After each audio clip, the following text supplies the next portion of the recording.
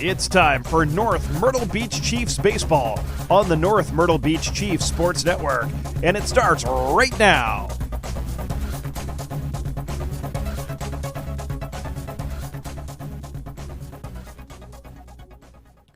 Good evening, everyone, and welcome to North Myrtle Beach Chiefs baseball right here on the North Myrtle Beach Chiefs Sports Network.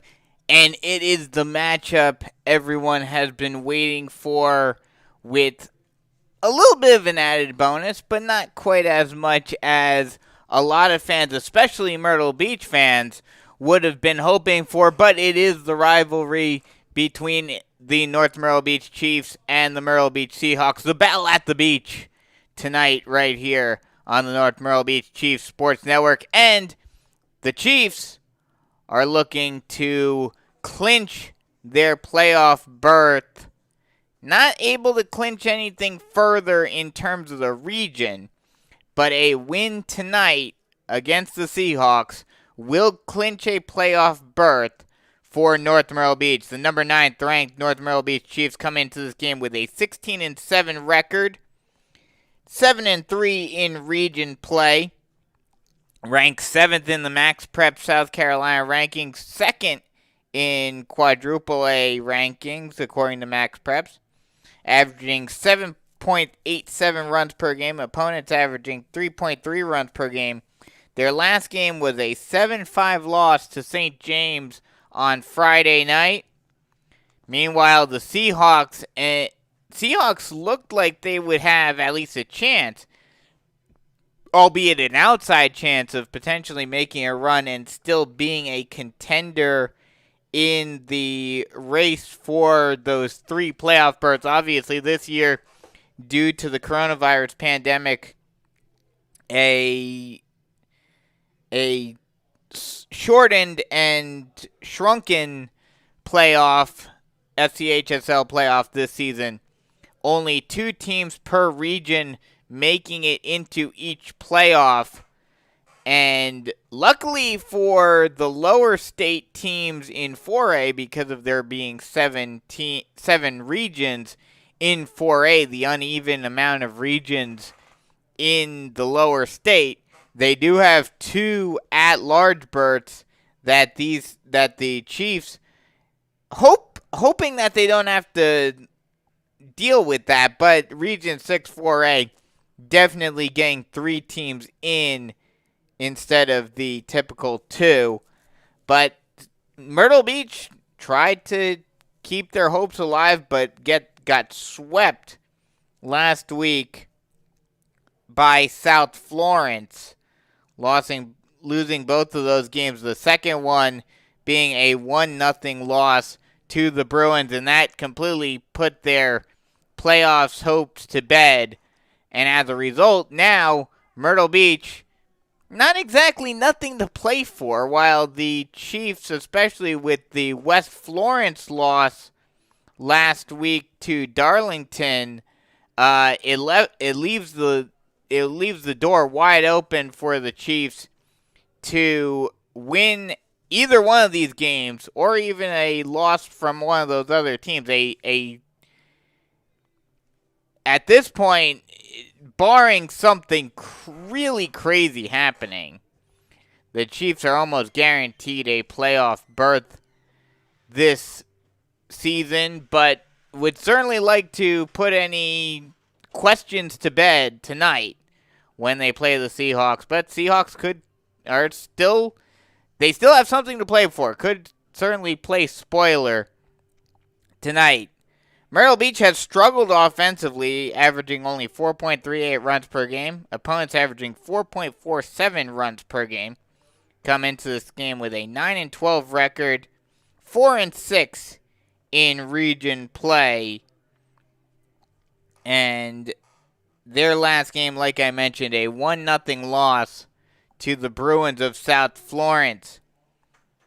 Series history, these 2 teams very familiar with each other, and the Chiefs can extend their slight lead in the overall series in the Max Preps era tonight, currently leading the series 13-12, and the Chiefs have been dominant in this series in recent history on a 5-game winning streak, also winning 7 of the last 8 matchups. So they haven't lost a game to the Seahawks in a few years. And the last matchup didn't have a matchup last year, obviously, due to the shortened season.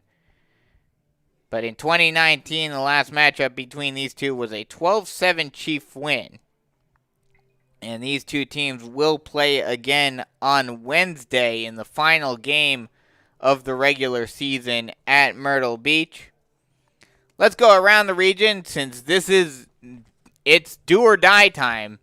We are on the home stretch here in the 2021 season. South Florence currently leading at 8-2 after the sweep of Myrtle Beach. West Florence dropped a game, like I mentioned, to Darlington. They are at 7-3. North Myrtle Beach also at 7-3. Hartsville also at 7-3. So South Florence could theoretically win the region if they were to sweep West Florence, but a split there. There are still a lot of different crazy scenarios. But North Myrtle Beach, all they need to worry about doing, all they need to worry about is what they can control on the diamond. If they win this game tonight, they do clinch a playoff berth. I confirm that Ian Guerin from Maori News and B.A. Alderson apparently were talking all afternoon, crunching the numbers and figuring out if you win this game tonight, you are in. So the Chiefs definitely want to get that under their belt tonight so that they can go into the final game of the season without having to worry about anything. Last games, Darlington beat West Florence. Like I mentioned, that was the big upset that really changed the landscape of this whole region race going down to the final week. Beating West Florence 3-2 on Friday. Hartsville dominated Wilson 14-4, and that's the big thing about this race for this last week. North Myrtle Beach and Myrtle Beach are playing. Yes, Myrtle Beach has struggled this season, haven't been where they thought they should be, or definitely where they wanted to be. But at the same time, this is still a rivalry game, and as we all know, with rivalry games, anything can happen. South Florence and West Florence playing as well, also in rivalry games. So those two matchups are games that could theoretically do anything to the playoff race, but Hartsville is playing Darlington, who has struggled all season, so they are in the driver's seat of their own fate right now. As we approach first pitch, we'll go over the starting lineup real quick. First for the Myrtle Beach Seahawks, it'll be number 12, Gibson Goodrow, catching and leading off. The number 2 hitter will be the left fielder, number 4, Jeremy Jones. Number 21, Tyler Burgess, will pitch and bat third, batting cleanup, and the first baseman is number 9, Austin Gordon. Number 2, Brandon Bruce, will be the shortstop and bat fifth. Batting sixth, and the designated hitter is number 26, Bradley Leckie. Batting seventh and playing third base is number 7, Zach Blanton. Number 5, Tyler Davidson, will be the right fielder and bat 8th. Batting 9th and playing center field will be number 19, David Kelly. And number 34, Addison Gordon, is the extra fielder, and he will play shortstop. For the Chiefs, it'll be number 3, J.J. Velez, leading it off and catching. Batting second and playing shortstop will be number 1, Jomar Lugo. Batting third and the first baseman will be number 17, Burgess Gerganis. The cleanup hitter will be number 20, Luke Rice, and he will be the designated hitter today. Number 11, Anderson Boyers, will bat fifth and play right field. Caden Kingston, number 18, will bat sixth and play left field. Batting seventh and pitching is number 10, Billy Barlow. Number 15, Cameron Freeman, will play third base and bat eighth. And rounding out the lineup for the Chiefs is number 8, A.J. Vereen in the 9-hole, and he will play left field. And the extra fielder for the Chiefs will be number 2, Grayson Simpson, and he will play second base. Starting pitchers, Tyler Burgess, the senior, comes into this game with a 3-3 record, 1.18 ERA. In 47 and 2/3 innings pitched, has had 9 walks and 71 strikeouts. And Billy Barlow will be the pitcher. We'll get you his numbers in just a second, as we'll take a quick break for the national anthem right here on the North Myrtle Beach Chiefs Sports Network.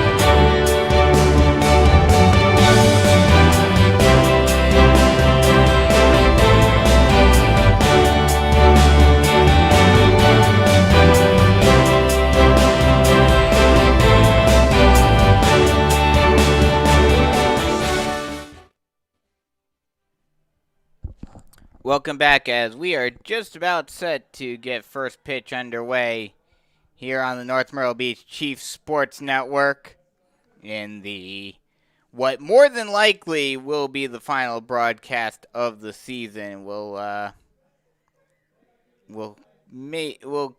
keep you updated throughout, obviously, as we go through following this game. But keep an eye on Twitter, but more than likely, like I mentioned, barring a home game, more than likely will be the final broadcast of the season. But like I mentioned, Billy Barlow getting on the bump, ready to start this game. He's got a 7-2 record, 1.18 ERA, and 47.2 innings pitched. Has had 13 walks and 84 strikeouts. So that's how his stat line looks. And this is going to be a good game tonight, as the Chiefs look to clinch their spot in the SCHSL playoffs. Like I mentioned, the Chiefs, all they need to do is win this game and they're in, but they still have to scoreboard watch a little bit to see where they fall in the standings. The two Florence schools, South and West, also playing their rivalry game between the two of them.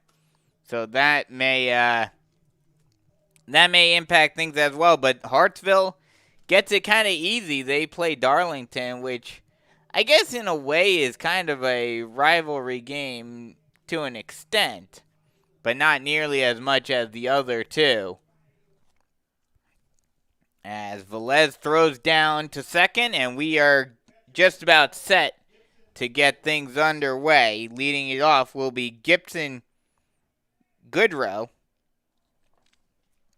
and he will step in. and get this game underway.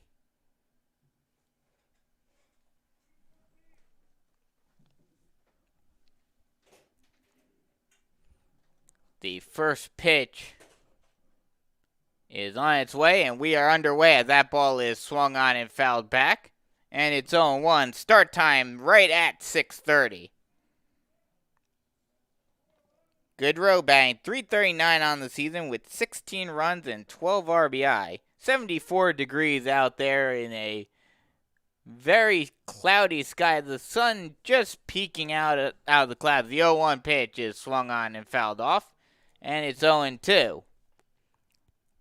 Very cloudy day. There is some rain in the forecast projected.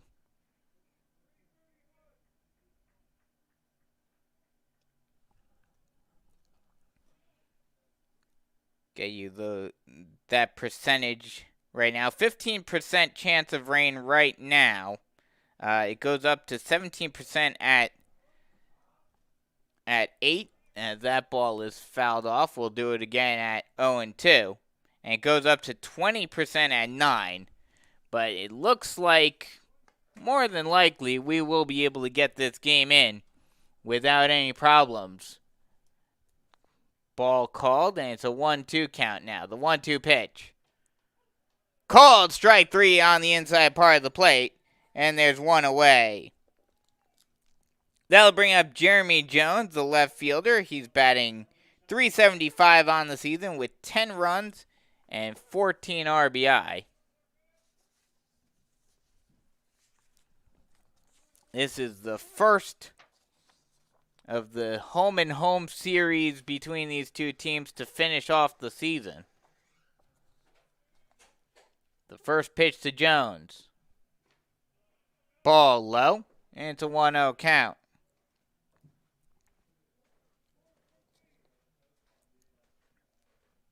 In the series history, at least in the Max Preps era, Chiefs lead the series 13-12, just one game up. But in recent history, North Myrtle Beach has been on a tear, on a 5-game winning streak, and on top of that, winning 7 of the last 8 matchups between the two teams. The 1-0. Ball low and away, 2-0 count. Last matchup between these two was a 12-7 North Myrtle Beach win back in 2019. The 2-0. Ball up and in. And it's a 3-0 count. Barlow trying to be a little fancy with his pitches and missing. This one almost assuredly will be just right down the heart of the plate. Just a get-me-over fastball on the 3-0 count. The pitch. And that's exactly what it is. Hits the low inside corner. And it's a 3-1 count.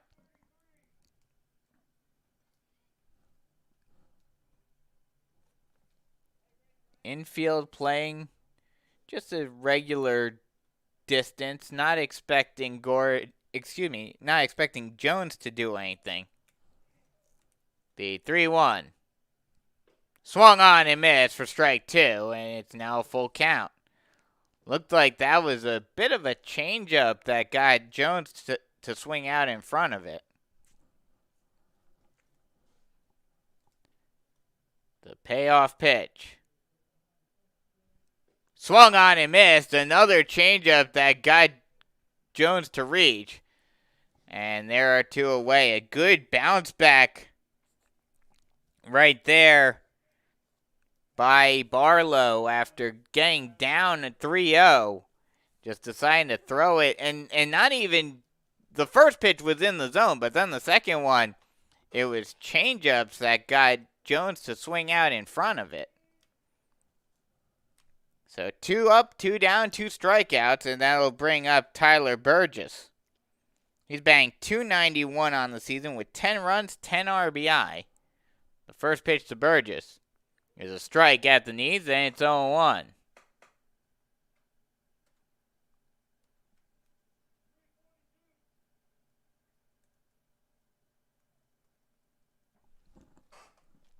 The 0-1 pitch. Ball just off the plate, a little outside, and it's a 1-1 count.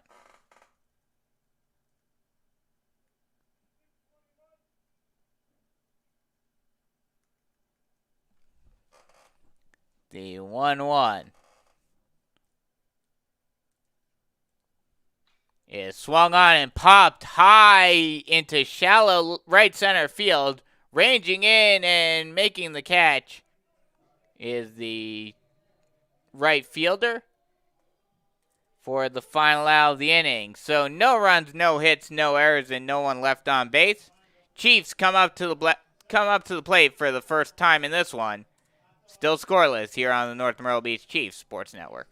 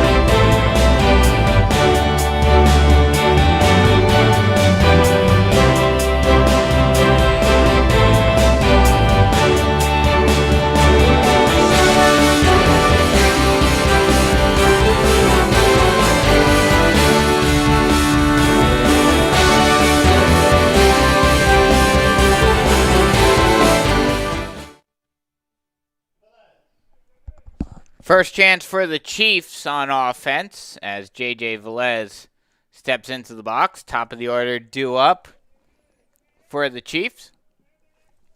And they will face Tyler Burgess on the mound.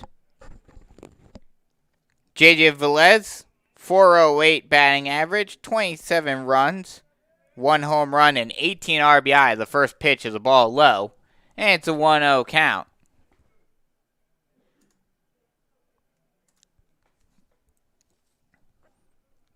The 1-0. Strike on the inside part of the plate. Velez thought it was coming closer in and turned his back. But it's a called strike nonetheless, and it's a 1-1 count. The 1-1. Ball just off the plate, a little in. And it's a 2-1 count.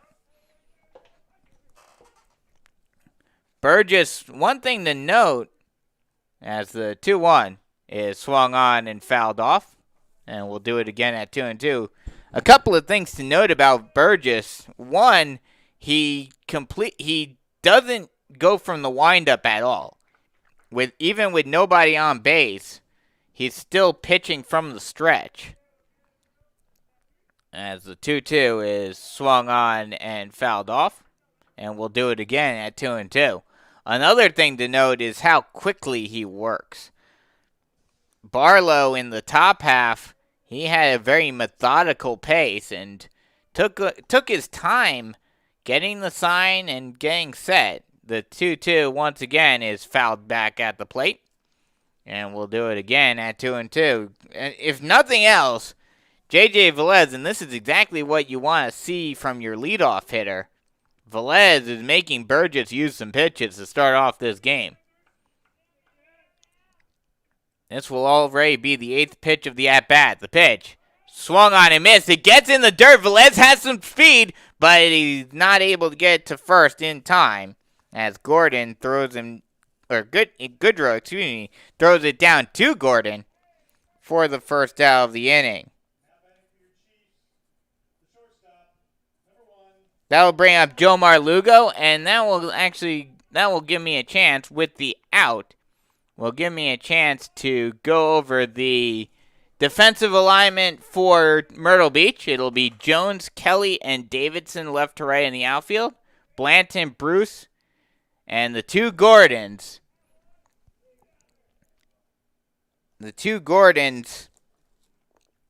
Austin and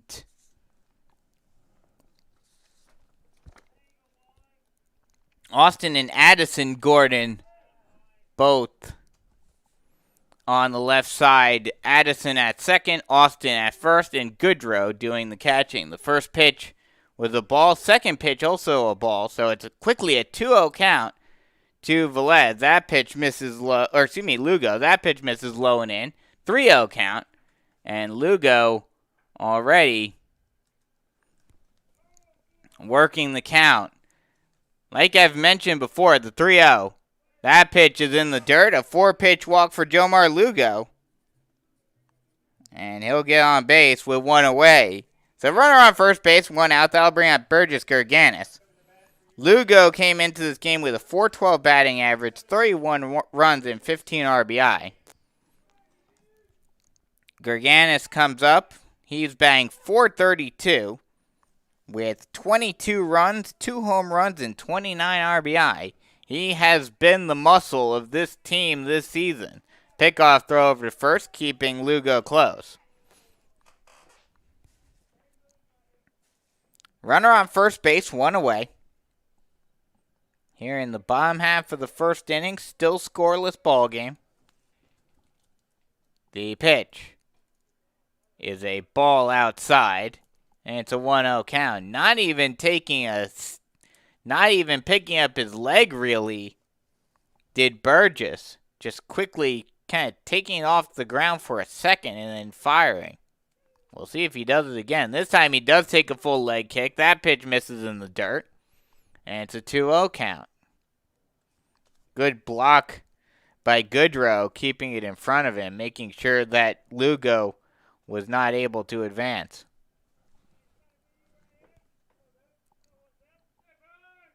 The 2-0. That ball is driven deep out into left field, and that'll land in front of Jones in there for a base hit. Thought that was hit further than it was off the bat, but it was just a line drive that got through the hole into straightaway left field. That'll put runners on first and second base for the cleanup hitter, Luke Rice. And the Chiefs already threatening here in the first. Rice comes into this game with a .439 batting average, 9 runs, 1 home run, and 24 RBI.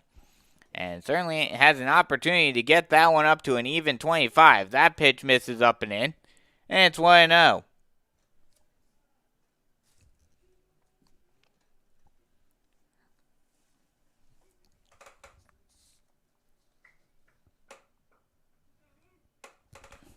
The 1-0. Ball low and in, 2-0 count. Runners on first and second, one away. Here in the bottom half of the first inning, Chiefs already threatening to put the first runs on the board.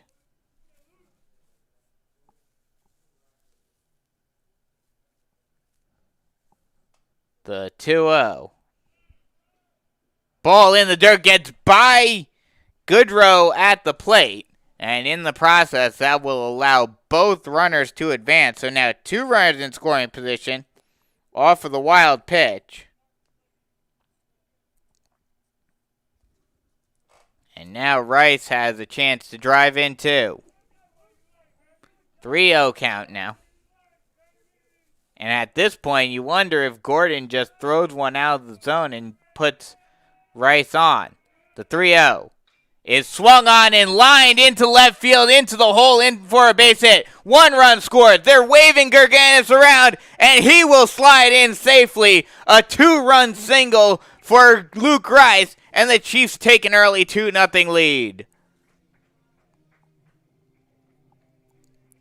Luke Rice puts a charge into that one, right into the hole.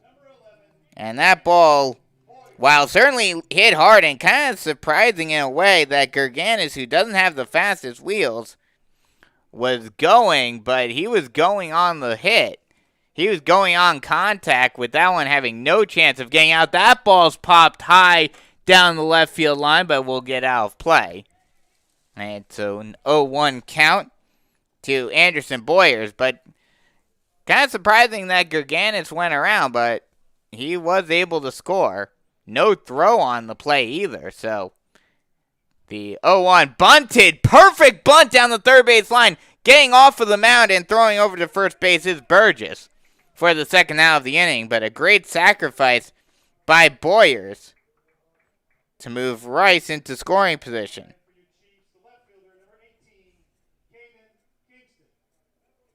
That'll bring up Caden Kingston. He's batting .283 on the season with 1 run and 8 RBI. This would be a great opportunity for him to get another ribby on the season. Runner on second base, 2 away. Already a 2-0 ball game. The first pitch to Kingston. Well up and in. And it's 1-0.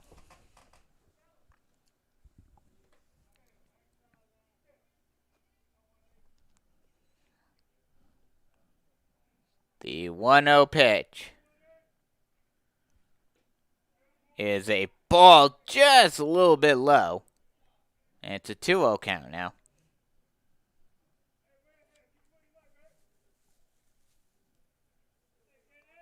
Long look in this time by Burgess. Now gets set and deals. Misses up and in. And it's a 3-0 count.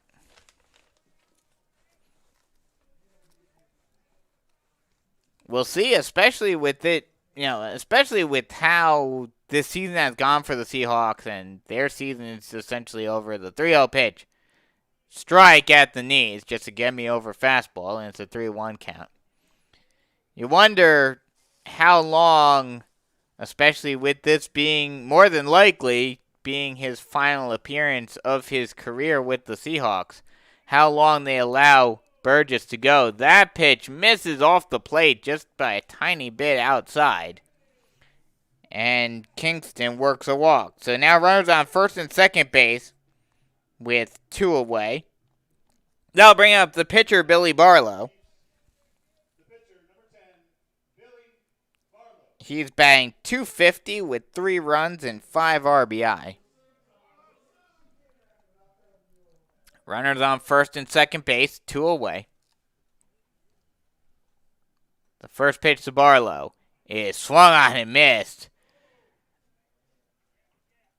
Actually got a piece of that one and fouled it off, but he put a big hack on that one. Just could not quite get a hold of it. The 0-1. Strike at the knees. And it's 0-2. Burgess would certainly like to get out of this jam with limited damage. Still has given up 2 runs this inning. That pitch is swung on and missed for strike 3. And Burgess is able to get out of the jam. But 2 runs do come in to score for the Chiefs. 2 runs on 2 hits. No errors and 2 left on base. After 1 full, 2-0 Chiefs here on the North Myrtle Beach Chiefs Sports Network.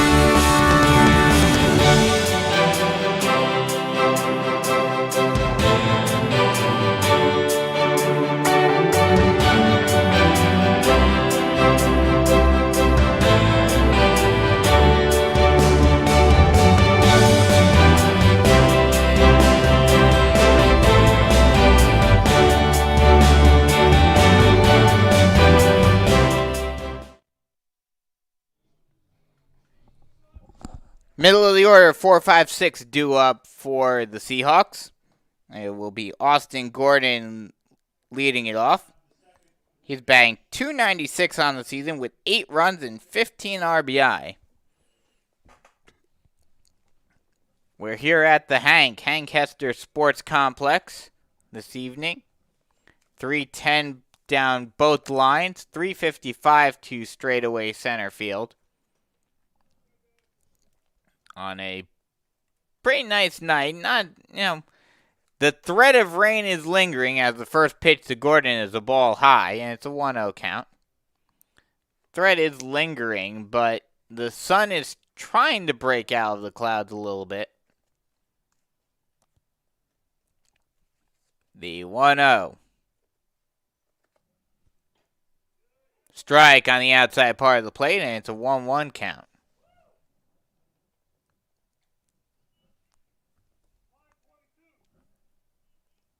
Barlow looking to continue his strong work, had 2 strikeouts in the first inning. The 1-1. Ball low, 2-1. And that's been a theme for Barlow in his last few outings. Had at least 2 strikeouts in each of his first 3 innings against Ainer last week. The 2-1. Swung on and fouled back. Hitting off the bricks. And it's a 2-2 count.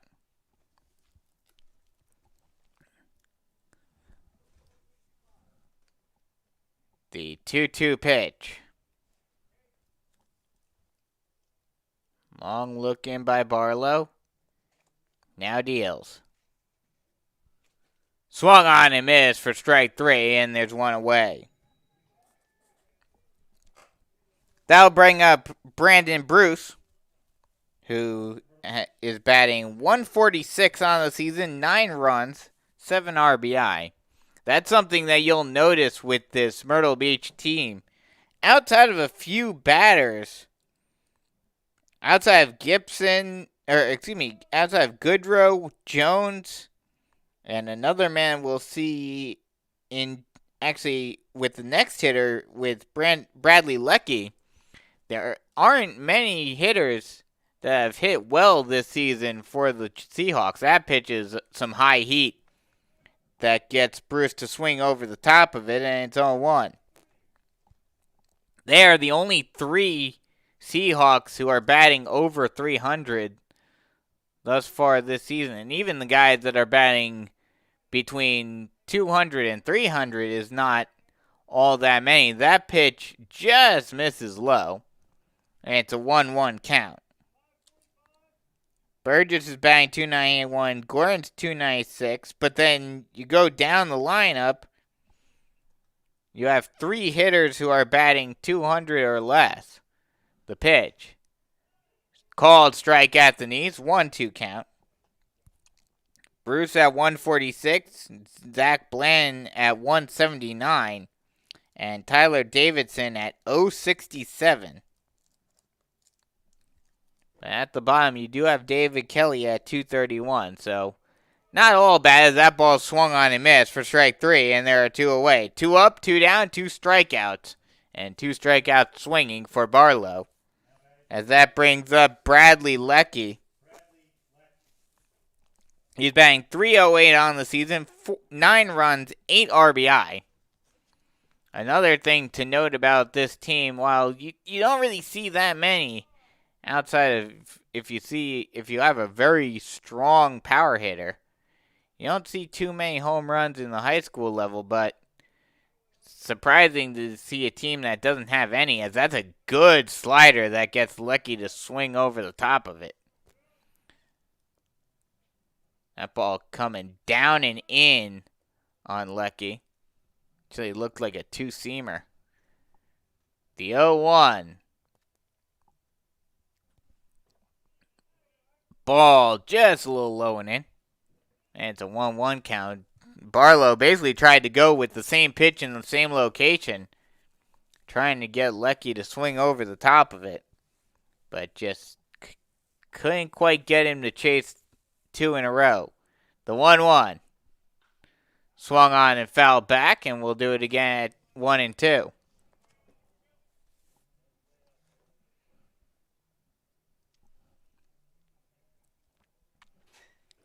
The 1-2 pitch from Barlow. And he'll actually step off and now reset. So 1-2. Swung on and missed for strike 3. It gets in the dirt, but Velez will throw down the first for the final out of the inning. So 3 up, 3 down, 3 strikeouts for Billy Barlow. He continues his strong pitching this season as we head to the bottom of the second inning. Chiefs up by 2-0 here on the North Myrtle Beach Chiefs Sports Network.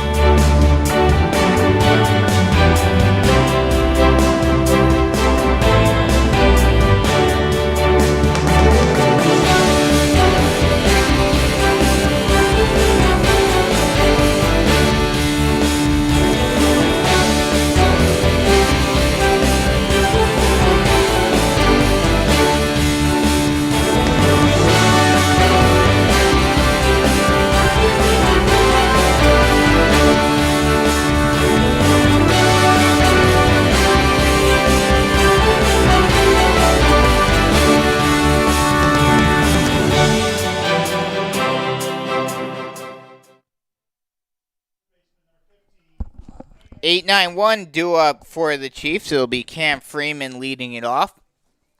He's playing third base today, primarily a pitcher, but playing third on days when Billy Barlow is pitching. The first pitch is popped high into straightaway right field, down the line actually, and it will tail foul. That ball looked like it was just going to be a lazy fly ball into right field, but it had a little hook to it and hooked all the way out of play. Lucky break for the Chiefs. It's 0-1.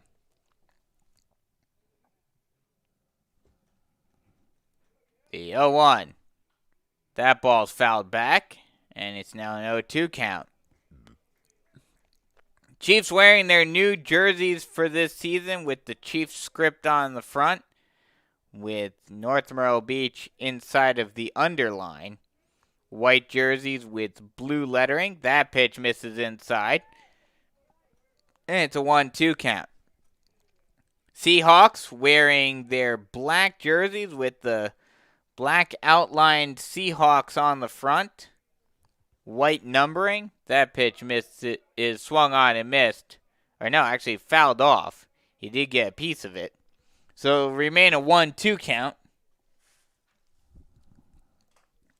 Wearing white pants.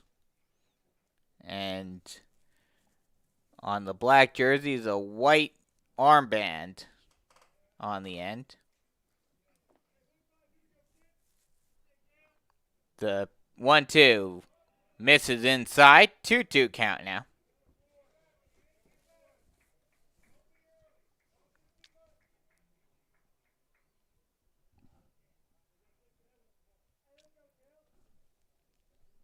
Burgess gets set. Now deals.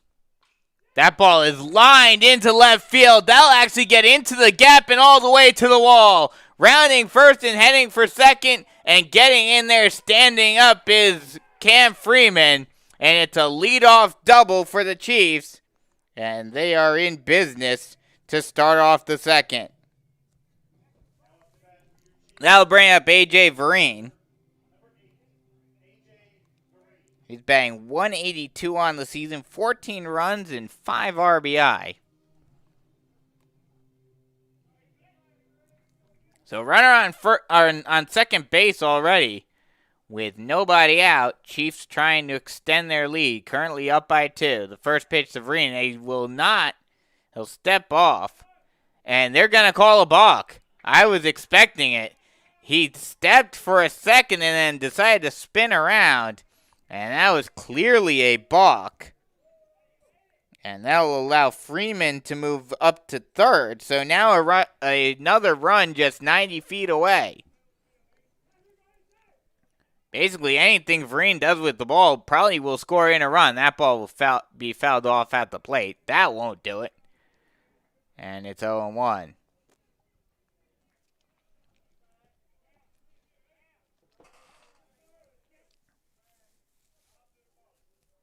The 0-1 pitch. Long look in by Burgess. Now gets set and deals. Oh no, he loses his balance, and that'll be another balk. That'll allow Freeman to score.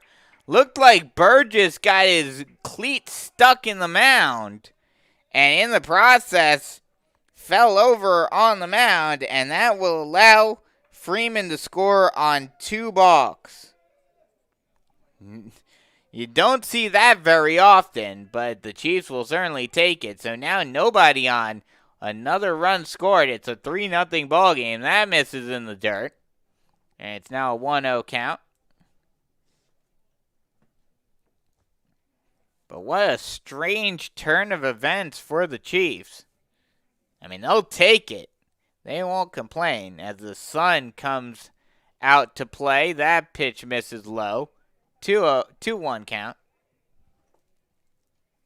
Sun comes out to play and makes this field very bright. The 2-1. Ball. Oh, no, a called strike on the high inside corner. And it's now a 2-2 count. Vereen thought it was going to be a further inside and turned his back, but it was a called strike on the high inside corner. The 2-2. Misses low and away. And it's now a full count. Vereen, if nothing else, working the count well. The payoff.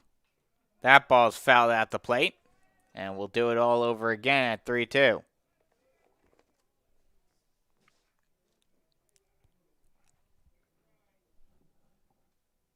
Chiefs like working the count and like making pitchers throw a lot of pitches. That ball is grounded over to third. Fielded by Blanton, thrown on the first in time. For the first at, excuse me. And that'll be a 5-3. That'll bring us back to the top of the order. And J.J. Velez. He struck out. And a strikeout that was in the dirt. But Goodrow was able to throw it to first for the first out of the game for Myrtle Beach. That pitch misses low. 1-0 count.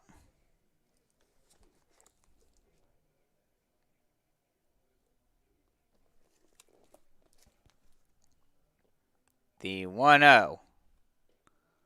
Ball low. 2-0 count.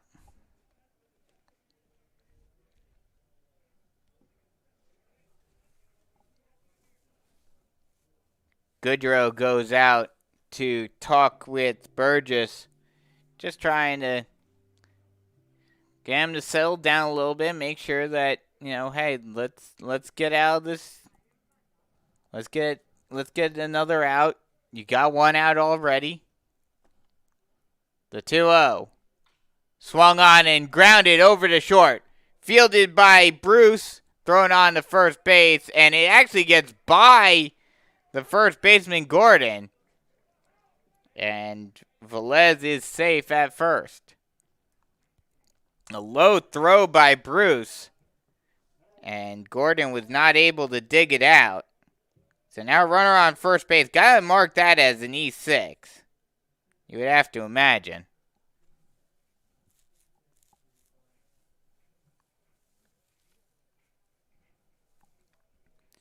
That'll bring up Lugo. He does not have an official at bat yet. Walked in the first inning and then came around to score. Does have a run already today. The first pitch to Lugo is a ball just off the plate outside. And it's a 1-0 count.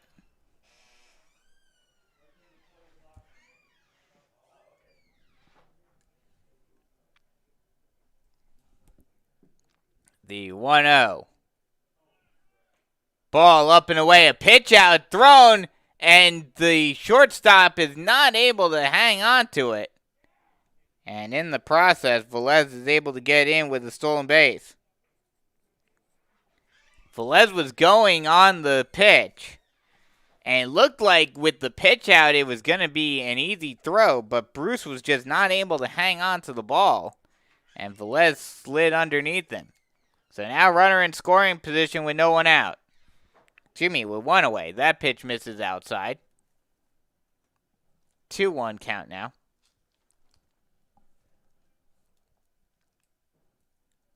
2-1, one away. You may in a higher level you may see the hit and run, but you do not there, as that pitch is a strike at the knees. 2-2 count now. That 2-1 and one away count is your prototypical hit and run opportunity, but does not go there. 2-2 pitch now. That ball is chopped foul at the plate, and we'll do it all over again at 2-2.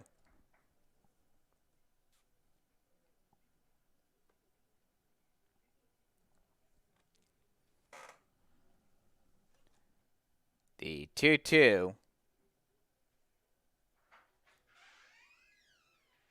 is on its way.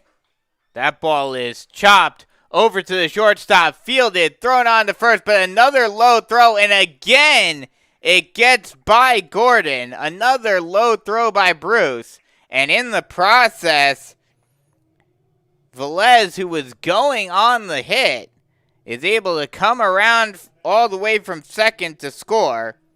So another E6 puts another run on the board. That'll bring up Burgess Gerganis.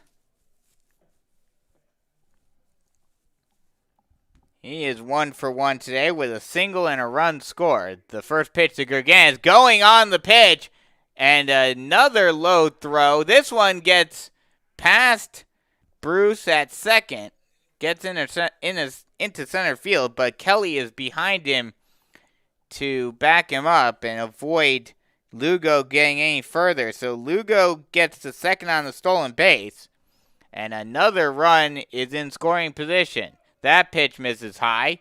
2-0 count.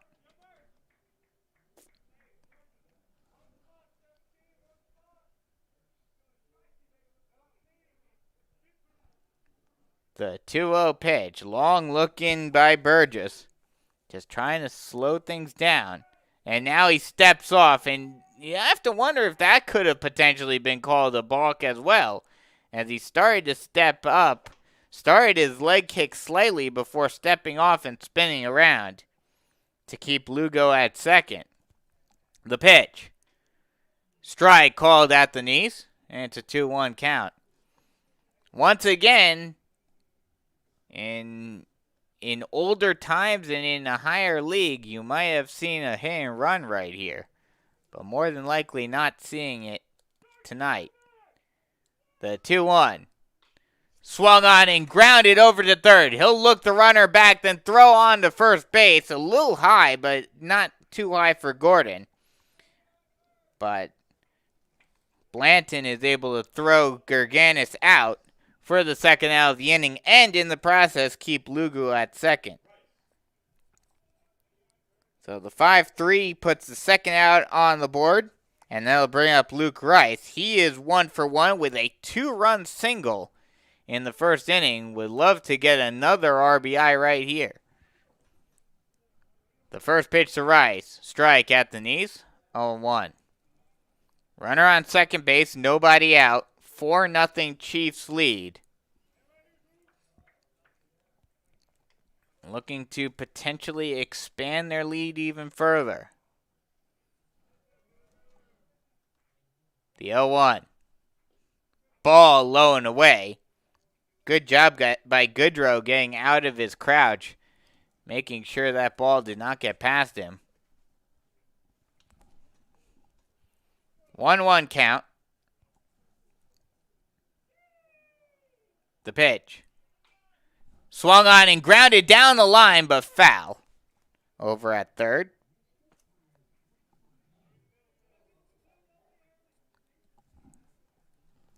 Blanton might have, with Rice running, probably would have been able to get him, but he would have had to make a very strong throw if that would have stayed in fair territory. 1-2 count.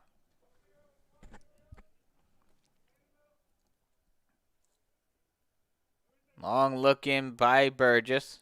Now gets set and deals. That pitch is low in the dirt, gets by Goodrow at the plate, and that will allow Lugo to advance to third on the wild pitch. So now another run just 90 feet away. 2-2 count. The pitch. Swung on and missed on the changeup, and Rice was out in front of that one big time, and that'll end the inning. But not before the Chiefs put 2 more on the board on 1 hit, 2 errors, and 1 left on base. After 2 full, it's 4-0 Chiefs here on the North Myrtle Beach Chiefs Sports Network.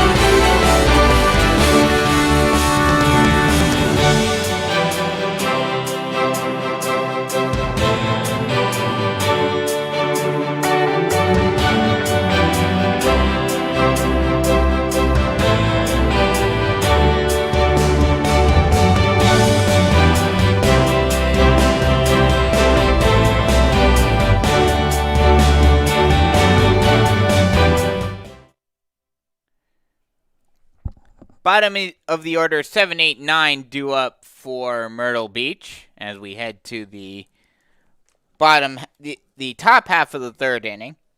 It will be Zach Blanton due up. He's batting 179 on the season with 8 runs and 1 RBI. The first pitch to Blanton is a ball up and in, and it's 1-0. Facing off against Billy Barlow in his third inning of work. Barlow, a.k.a. Wild Bill, nicknamed by Matt Reel. That pitch is a strike at the knees, and it's a 1-1 count. Who is the head football coach here at North Myrtle Beach. Barlow also a linebacker on the football team, but most well known for his accolades on the baseball diamond. The 1-1 just misses a tiny bit low. And it's a 2-1 count. Barlow, a Clemson commit, Clemson signee, gonna be a Tiger next season. The 2-1. That misses up and away. And it's a 3-1 count now. This will, barring a miracle, this more than likely will be the final time that Barlow throws here at the Hank. That pitch is swung on and lined over to the first baseman, Gerganis. He makes an amazing grab out of the air and makes to get the first out of the inning. A great grab by Gerganis. And with that being said, that'll give us a good opportunity to finally be able to give you the defensive alignment for North Myrtle Beach. Left to right in the outfield, it'll be Kingston, Vereen, and Boyers. Third to first on the infield will be Freeman, Lugo, Simpson, and Gerganis, with Velez doing the catching. The first pitch is a strike on the outside part of the plate to Tyler Davidson, and it's 0-1. Davidson batting .067 on the season with 1 run. The 0-1. Ball low and away. Gets past Velez at the plate, but with no one on, no harm, no foul. But like I was mentioning, Barlow more than likely, barring a miracle, this will more than likely be his final start and his final appearance here at the Hank. The 0-1. Strike called on the high inside corner, and it's 0-2. Barlow working very well thus far tonight. Throws a 91 to 94 mile an hour fastball, 80 to 81 mile an hour changeup, and a 76 to 79 mile an hour slider. And uses all 3 of those pitches very effectively. The 0-2 about to come, and Barlow deals. And swung on and missed for strike 3, and there are 2 away. Here's my fastball at the knees. See if you can hit it. And Davidson could not. And that is now Freeman's 6th strikeout of the game. That'll bring up David Kelly.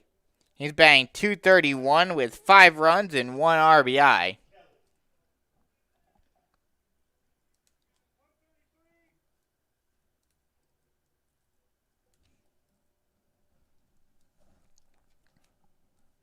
The first pitch to Kelly is a ball just off the plate. I don't even know where that one missed. But just a little bit off.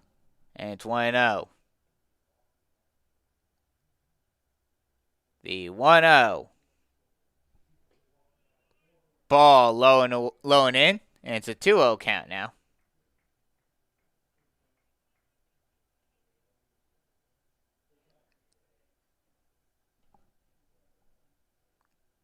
Barlow gets set.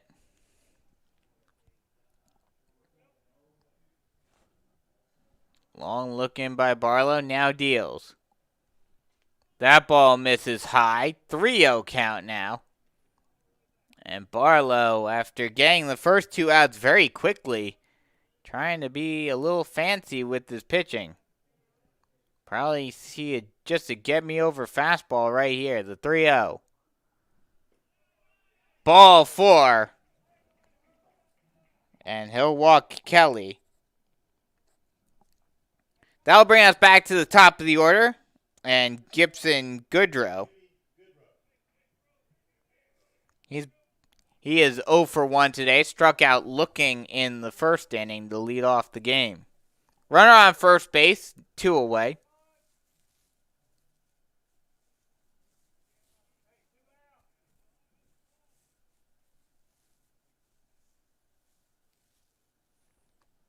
Barlow was looking in, now steps off, now looks back into the glove.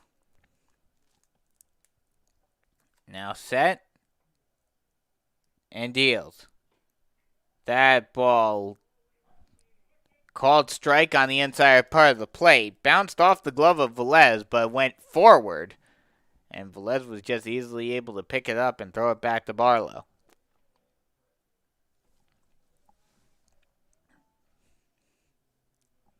The 0-1 pitch. That ball's fouled off. 0-2.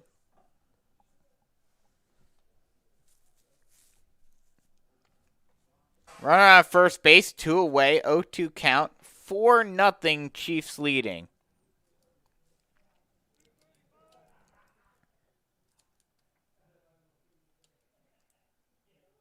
Barlow decides to step off again. And he will reset once again.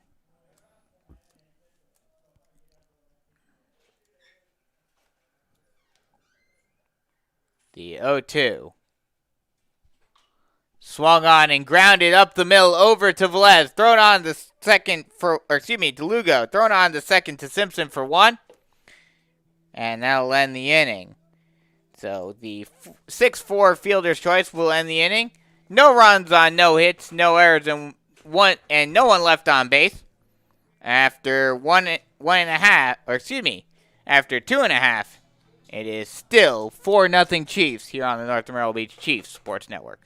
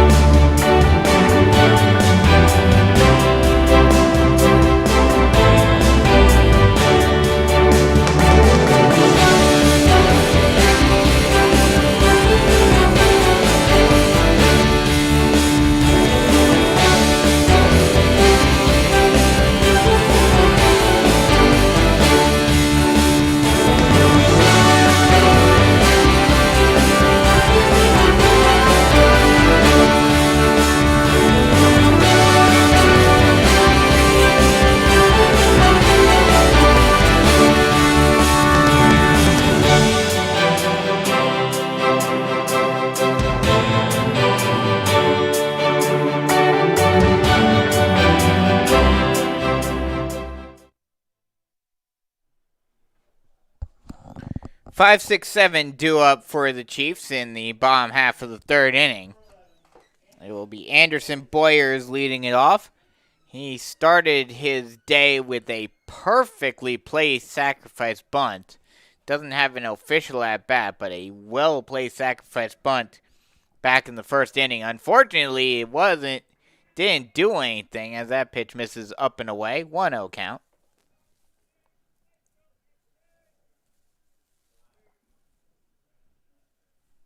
The 1-0 strike called on the on the outside part of the plate.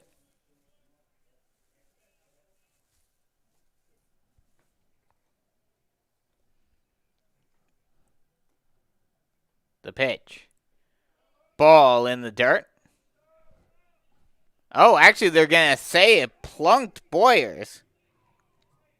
So, hit by a pitch will put a runner on first base to lead off the inning for North Myrtle Beach. And now a discussion will commence between the umpires, I think trying to decide whether or not it plunked Boyers.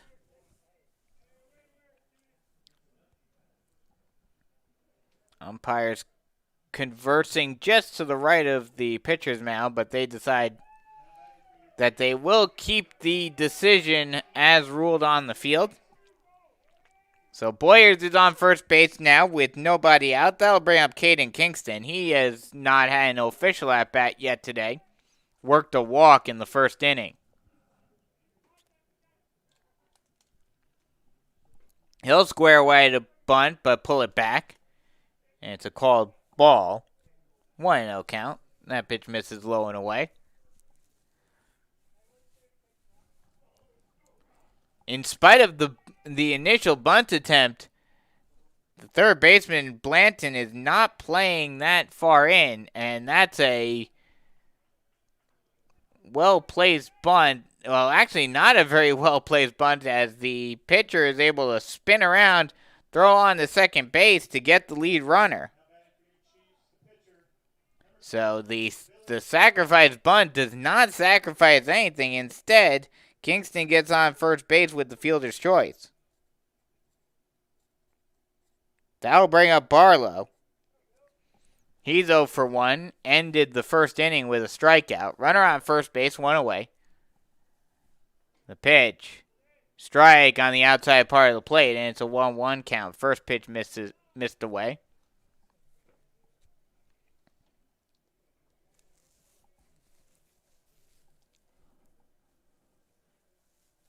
The 1-1. Aces are wild. 1 on, 1 out, and a 1-1 count. The pitch. Swung on and chopped down the third base line, but it will roll foul. We'll do it again at 1-2.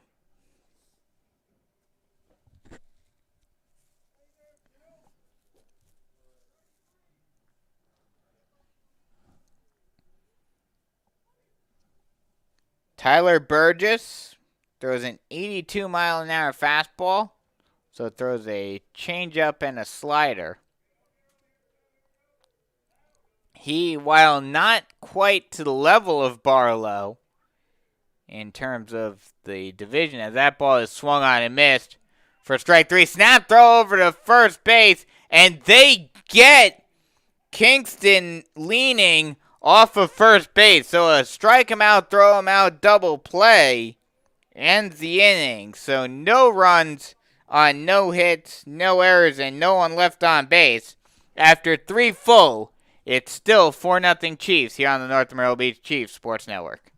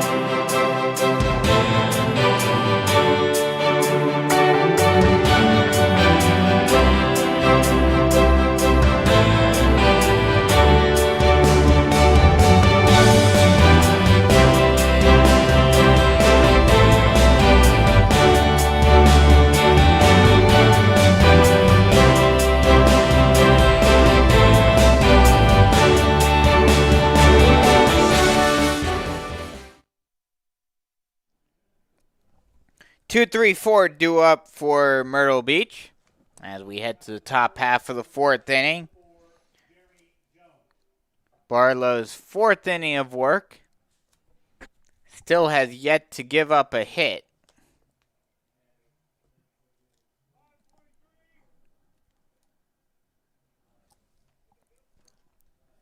He'll face off against Jeremy Jones to lead off. Struck out swinging to lead off his day. That pitch is a strike at the knees, and it's 0-1. Jones, a two-sport athlete for the Seahawks, also plays basketball. The 0-1 is a ball inside, 1-1 count. The double Jones is on the basketball team, him along with JJ, who only played a little bit of the season as he decided to enroll early at North Carolina where he will be playing football. That pitch misses low. 2-1 count. So Jeremy is now the sole Jones on the basketball team and has always been the sole Jones here on the baseball team. The 2-1. Swung on and foul tipped at the plate, and it caught Velez right where you don't want to get caught. And the umpire will slowly walk a ball out to Barlow and talk to him while the Chiefs coaching staff and trainer will go out to take a look at Velez.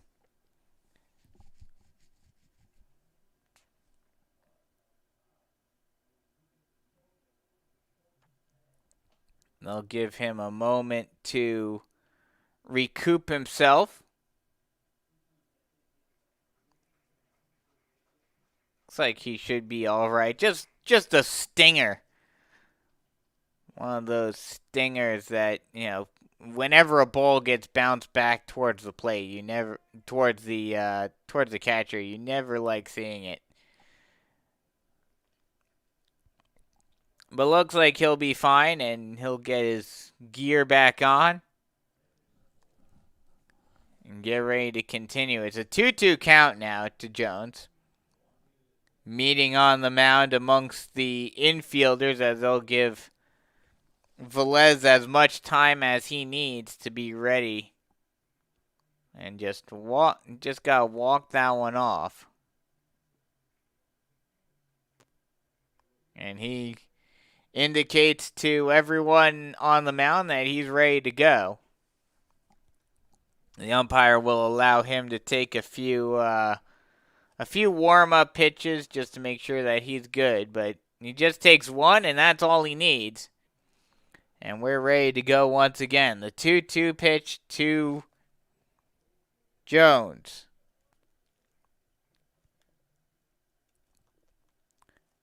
Is on its way. And it's swung on and missed. Will get in the dirt and will not be a throw. They will actually say that it did not bounce before it hit the ground. Or they will not say. They will say it did not bounce prior to being caught by Velez. So no throw down required. So the strikeout begins the inning. That'll bring up Tyler Burgess, the pitcher. He flew out to the center fielder, Vereen, to end the first inning. The first pitch to Burgess. Strike at the knees, and it's an 0-1 count. Burgess, like I mentioned in the last half inning, is headed to Francis Marion to play his collegiate ball. Not quite the D1 that you have with Vereen, or with Vereen or with Barlow or Freeman, as that pitch is fouled off, and it's 0-2 count. But still, an accomplishment nonetheless for him to be going to a Division II school to play some baseball.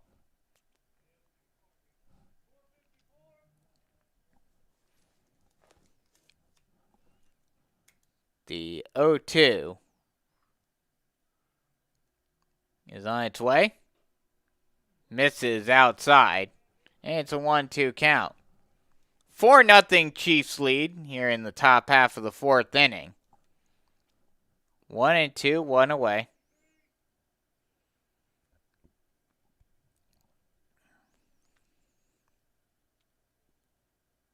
The 1-2. Ball in the dirt. 2-2 count now.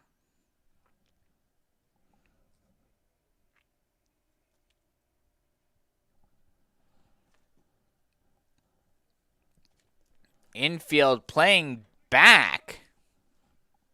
Anticipating a hard hit ball by Burgess. The 2-2. Misses up and in. And Burgess works the count full.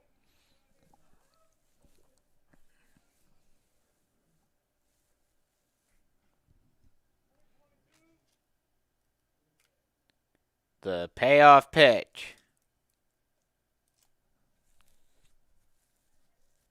is on its way. That ball's fouled off. And if nothing else, Burgess making Barlow use some pitches here.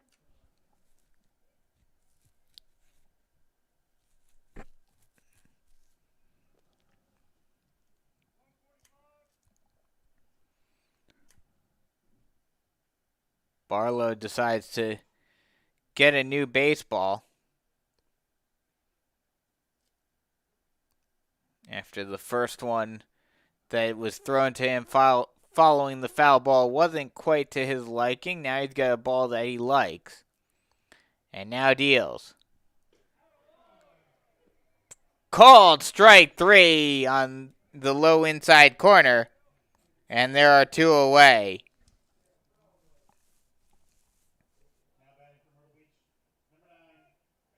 That is Barlow's 8th strikeout of the game. And that'll bring up Austin Gordon. And this is an interesting little matchup right here.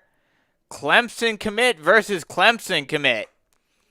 Austin Gordon, also a Clemson commit, considered a high follow prospect by Perfect Game USA. That pitch, a called strike at the knees, and it's 0-1. So these two players will be teammates in about less than 6 months. But in the meantime, they are rivals. That pitch called strike on the low outside corner, and it's quickly 0-2.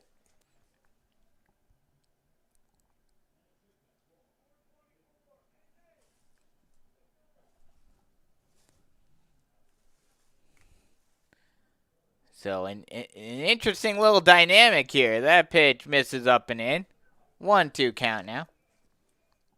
And that's one of the things, especially in big time high school sports like you see in the area. Every now and again you see these types of matchups that in just a few months they'll be teammates, but right now they're rivals. That pitch is swung on and missed. Will get in the dirt, throw on to first in time for the final out of the inning. So 3 up, 3 down, 3 strikeouts. Billy Barlow strikes out the side once again. We head to the bottom of the 4th inning with the score of 4-0 here on the North Myrtle Beach Chiefs Sports Network.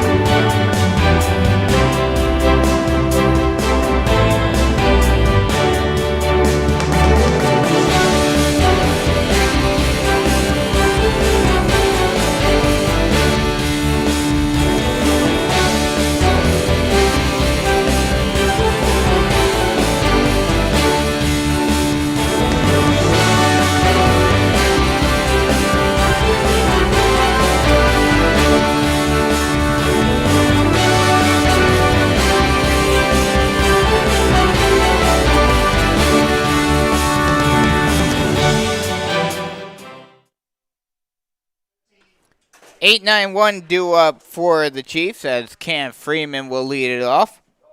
He led off the 2nd inning with a double, and then eventually came around to score on 2 balks.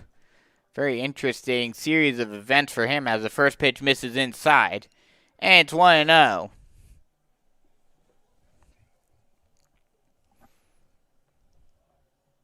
Tyler Burgess on the mound for his 4th inning of work. The pitch is a ball low, 1-2-0 count now. Freeman, most known for being a pitcher more than a fielder or a batter, going to Georgia Tech. That pitch is swung on and missed for strike 1, and it's 2-1. Freeman, the Georgia Tech commit, also known around here. Excuse me. The 2-1 ball low in the dirt, 3-1 count. Also known for being the quarterback of the North Myrtle Beach football team.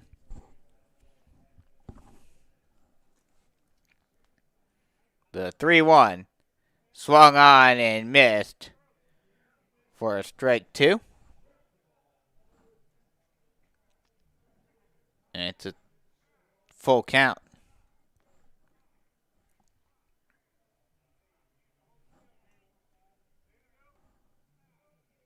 The payoff pitch.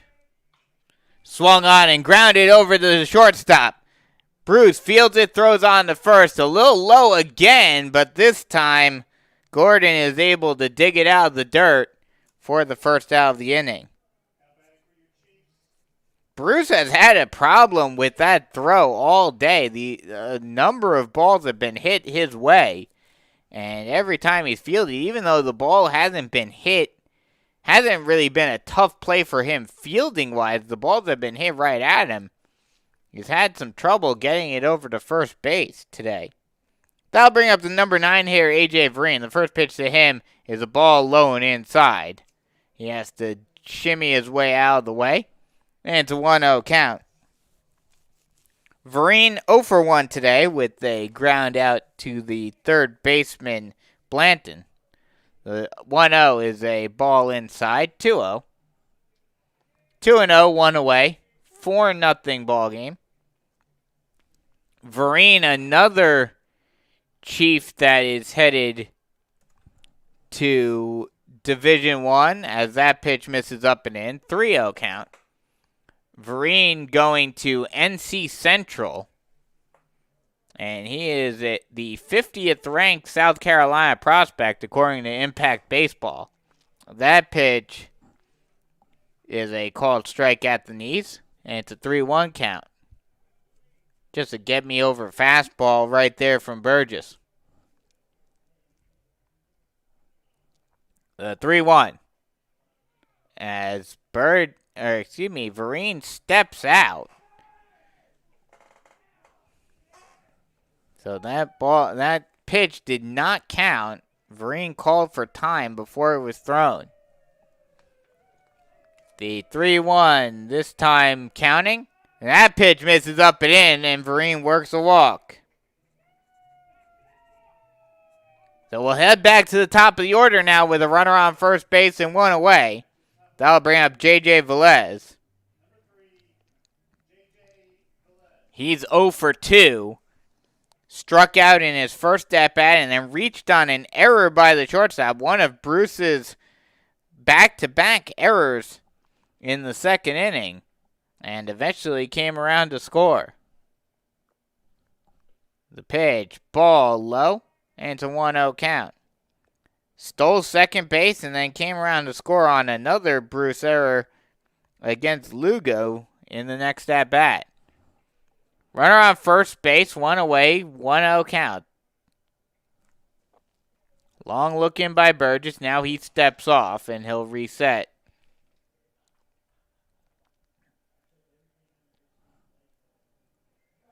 Now gets set again and deals. Ball low and away. Gets away from the catcher slightly. But Goodrow is able to keep track of it well enough to keep Vereen on first base. The 2-1. Strike called and stolen base. Sliding in safely is Vereen at second base. So stolen base on the strike call at the knees. And there is now a runner on second base with 1 away. 3-1 count now. The pitch. Ball low and away. See, a 2-1 count, excuse me.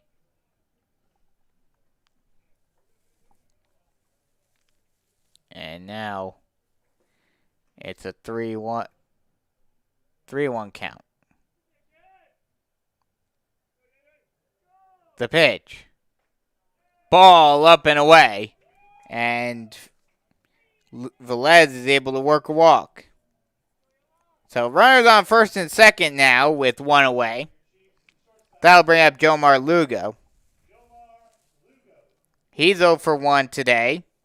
Worked a walk in the first inning, came around to score, including a stolen base. Excuse me, actually not a stolen base on that particular plate appearance, but then got on first base via the error from Bruce, then decided to steal second.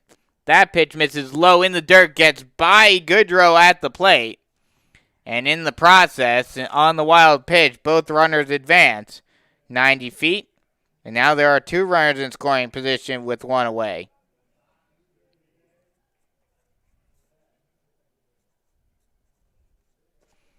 So runners on second and third, with 1 away. Chiefs threatening once again, and the infield is coming in to defend against a ground ball, potentially scoring a run. That misses well up and in. Made Lugo have to walk back. And it's a 2-0 count. All 4 infielders playing in. Middle infielders playing on the grass. The pitch is swung on and missed. Actually, it swung on and fouled off at the plate. And it's a 2-1 count now.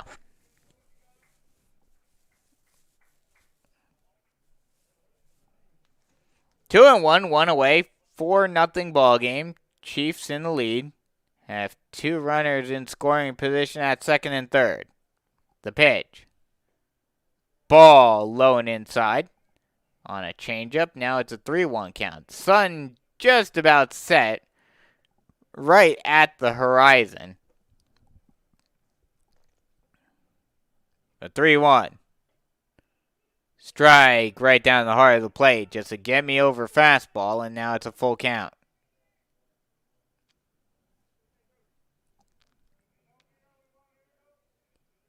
We were concerned about rain. There are some rain clouds in the sky, but it doesn't look like there's going to be any rain right now. That's a hard hit ground ball over to the third baseman.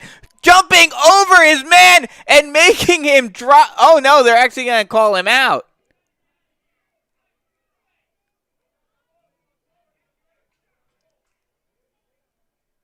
They're going to call him out. They'll say he put the tag on.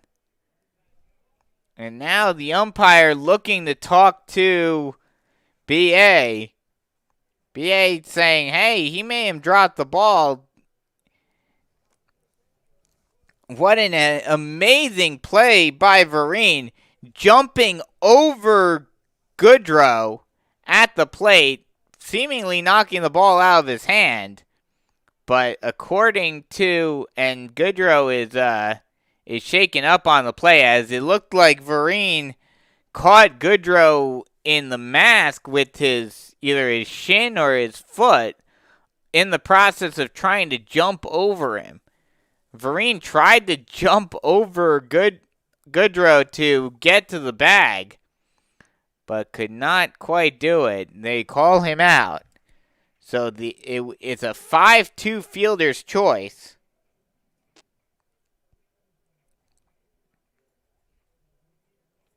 That's one of the craziest plays you will ever see in baseball.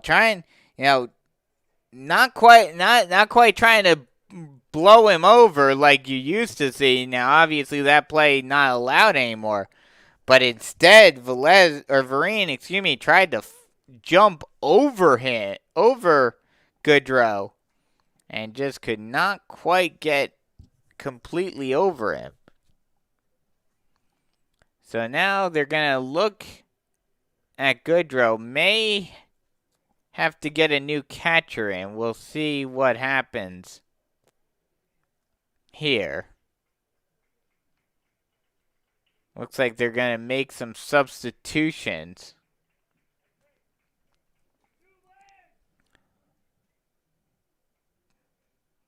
Looks like they may be bringing in a new pitcher, actually. New first baseman. We'll get you that information in just a second. It will be number 8 taking over at first base. That will be Drake Rhodes.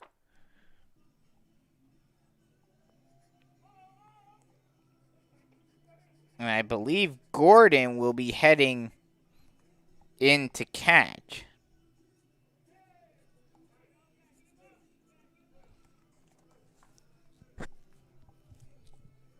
So we'll wait to get the official confirmation on the new players.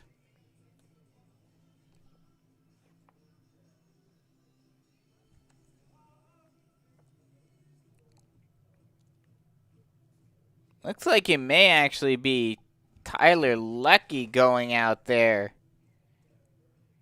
to catch. So Lecky will come in to catch.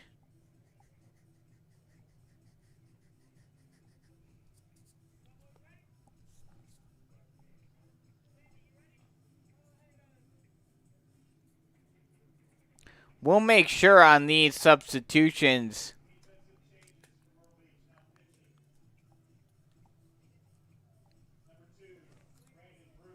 and we have a new pitcher.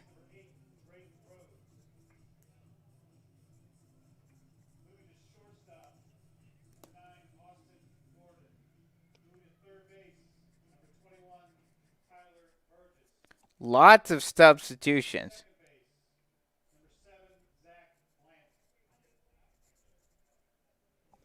Lots of substitutions out there.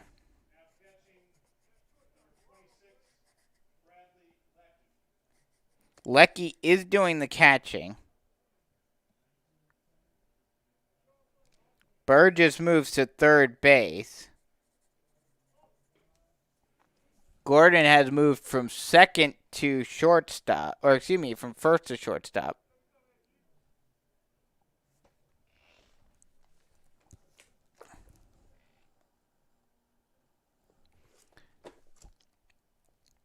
And Rhodes steps in at first base. I believe we have that all figured out, but we'll make sure on that as we progress through the next half inning. Take a quick break and come right back. Actually, take that back as we are set to get underway once again. Burgess Gerganis will step into the box. So there are runners at the corners. In the process of the throw, Velez did move over to third. So runners on the corner with 2 away.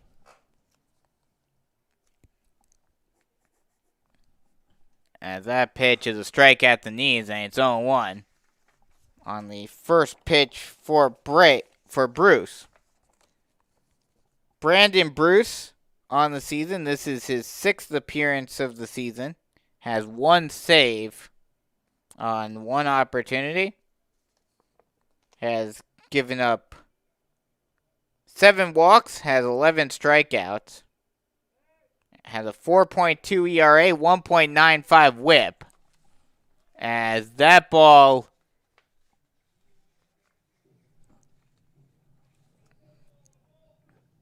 is flown out, and a crazy play, and in the process, Velez is able to get in.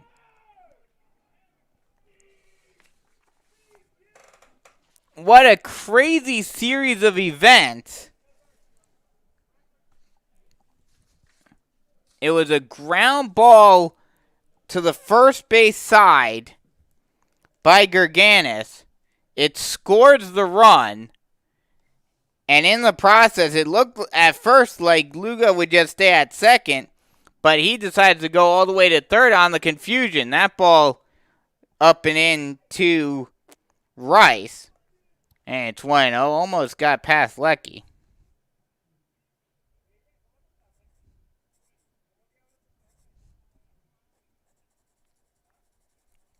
So now, in the chaos, it's now a 5-2 game. 1-1 count. The 1-1 pitch is swung on and grounded over to the third baseman. Thrown on the first in time for the final out of the inning. Actually, I take that back. Gerganis was still up. But what a crazy series of events. It was actually a wild pitch. Wild pitch that allowed Velez to score. Lugo moved to second initially and then moved on to third in the confusion. But a ground out to third for Gerganis ends the inning, but not before the Chiefs put another run on the board and extend their lead out to 5-0. 5-0 ball game as we head to the top of the 5th inning here on the North Myrtle Beach Chiefs Sports Network.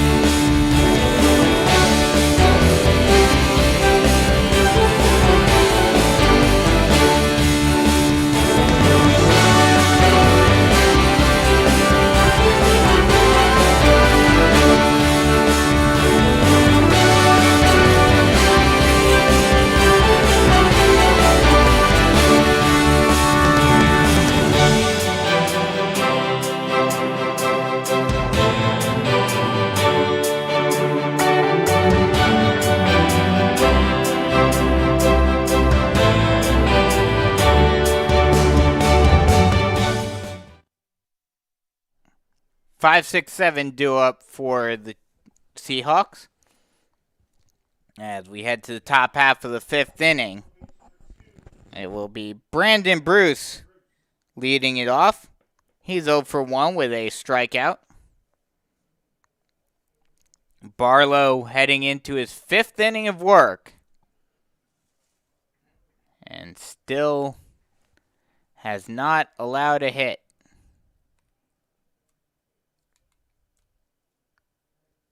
The first pitch to the first pitch to Bruce is a ball up and in, 1-0 count.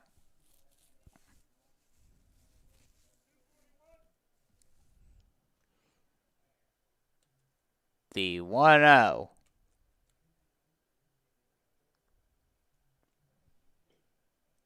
Ball low and inside, 2-0 count.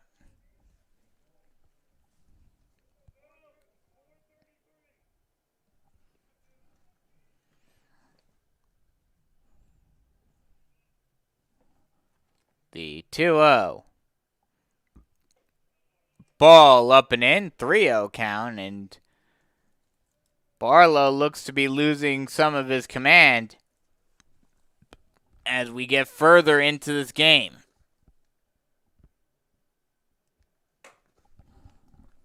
The 3-0. Ball inside and a 4-pitch walk puts Bruce on base. That'll bring up Bradley Lucky. Now I'll bring up Brandon Lucky. He is 0 for 1 today. Struck out swinging to end the 2nd inning.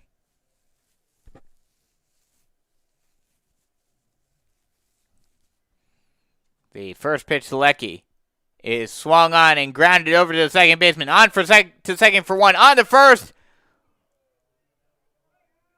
Will not get him in time. So a 4-6 fielder's choice puts Lecky on first base. And there's one away.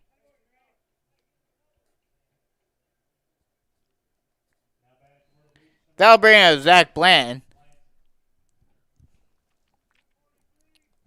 Bland is 0 for 1 following an amazing grab by Gerganis at first base on a line drive. The first pitch to Bland. Strike on the outside part of the plate, and it's 0-1.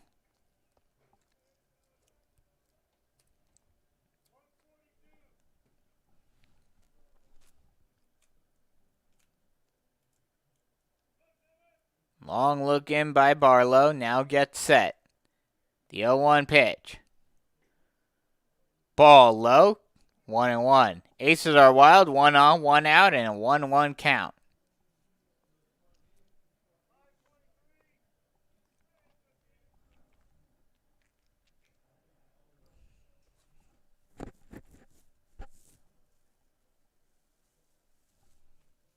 The 1-1. Swung on and popped high into shallow right field, ranging out and not able to make the grab. Some miscommunication in shallow right field as both Simpson was going out, Boyers was coming in, and it plunks off both of them and drops in. Mark that as an E4. And now there's runners on first and second base with 1 away. And that'll bring up Tyler Davidson. He's 0 for 1 with a strikeout. Swinging. And this inning has been a wild one, that is for sure. While still no hits allowed,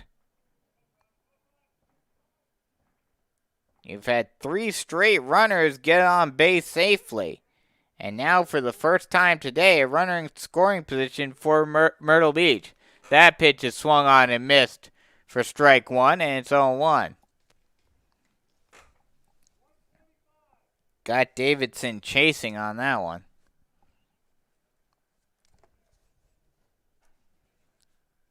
The 0-1 pitch. Ball just a little off the plate outside, and it's a 1-1 count. 1-1, one away, runners on first and second. 5-0 Chiefs lead here in the top half of the fifth inning. The pitch. Swung on and missed for strike 2, and it's 1-2. Just a get-me-over fastball, just threw it right at the knees and basically told Bland, if you can hit, or Davidson basically said, if you can hit it, have at it. But Davidson could not catch up with it. Barlow steps off. Now looking to reset. The 1-2. Strike 3 called. Snap throw down to second. Almost getting Lecky leaning, but could not do so. So called strike 3 will give the second out of the inning for the Chiefs. And that'll bring up the number 9 hitter, David Kelly. He does not have an official at-bat today. Was the first runner on base for Myrtle Beach in the third inning with a walk. The first pitch is a ball low and away and gets past the catcher, and in the process, it looked like Velez just lost track of the fact that there were runners on base and just let that ball scurry by without so much as even a glance. And so the wild pitch now puts 2 runners in scoring position with 2 away. And Velez will go out to talk with Barlow, talk a little strategy, just say, hey, let's just get this final out. Don't have to worry about anything. Chiefs have a commanding 5-0 lead. And this Seahawks team is not exactly well known for its offensive proficiency.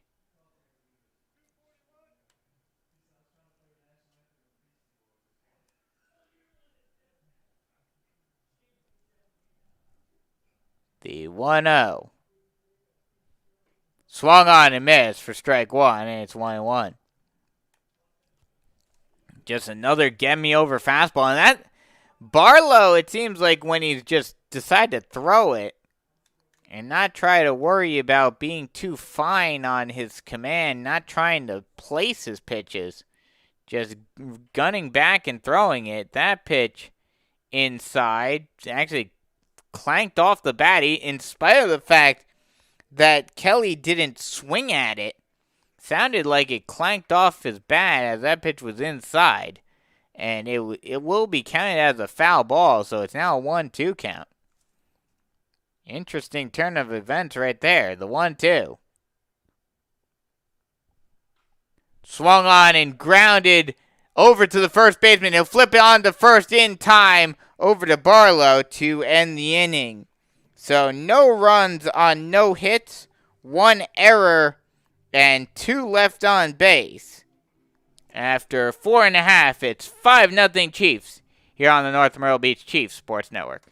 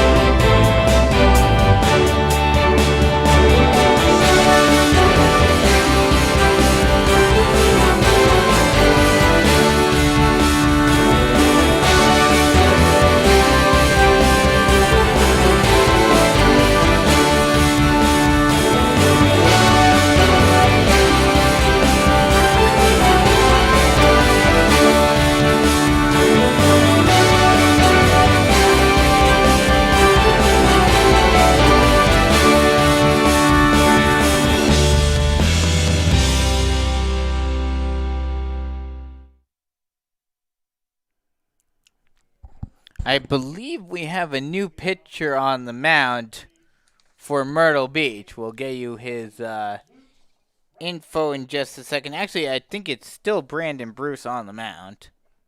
It is. As we head to the bottom half of the fifth inning, middle of the order due up, 4-5-6 for the Chiefs. Luke Rice leading it off. He's 1 for 2 today with a 2-run single.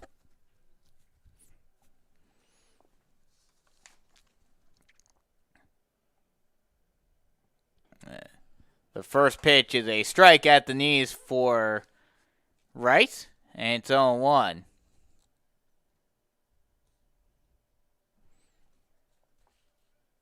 It may actually be a new pitcher. We're trying to see the number. The 0-1. Ball outside. Gets past the catcher, but with no one on base, no harm, no foul. And it's a 1-1 count.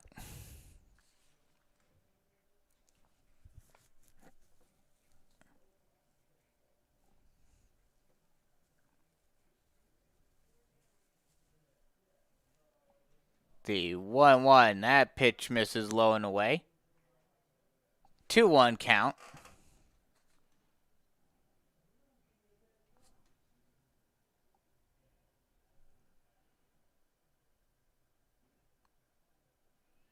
The 2-1, and it is number 2, so it is still Brandon Bruce on the mound. That pitch misses outside. 3-1 count now.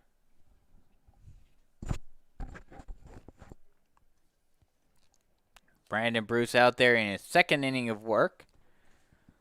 Luke Rice at bat. He is a 3-sport athlete. That pitch misses low, and Rice works a walk to lead off the inning. So runner on first base with nobody out. That'll bring up Anderson Boyers. He does not have an official at bat yet today. Had a sacrifice bunt in the first inning and then was hit by a pitch in the third. We'll see what he does here. Maybe lays down another sack.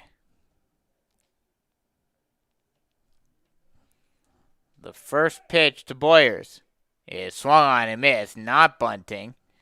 And instead swings at that pitch. And it's 0-1. 0-1 count, nobody out. Runner on first base. 5-0 Chiefs lead.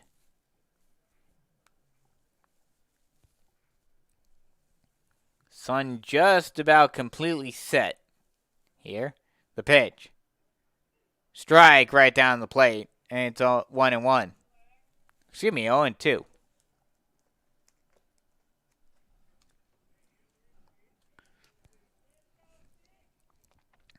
Bruce looks in, now gets set, and deals.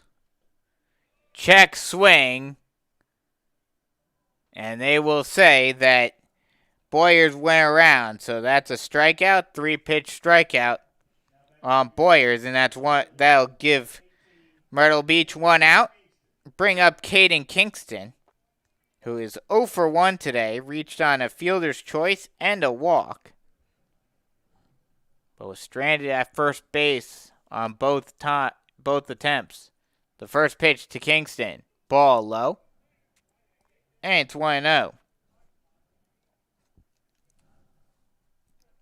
Oh, excuse me, they'll actually call that a strike. 0-1 count now. The 0-1 pitch. Ball gets past the catcher. Lecky loses it, and that will allow Rice to move up to second on the pass ball. So runner in scoring position now with 1 away. Aces are wild, 1 on, 1 out, and a 1-1 count. And they're going to call for a pinch runner for Rice. Colin Frazier will be the pinch runner for Rice. Get a little bit more speed on the base pads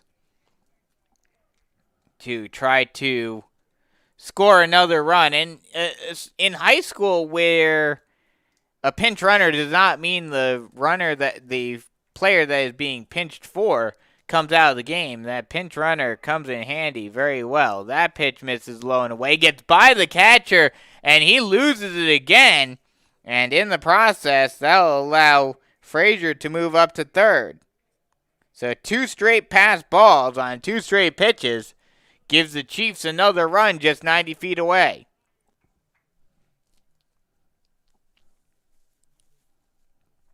Two-one count. Infield is going to play in on the edge of the grass. Presumably going to go home on a hard-hit ground ball. The pitch. Swung on and missed for strike 2. And now it's a 2-2 count.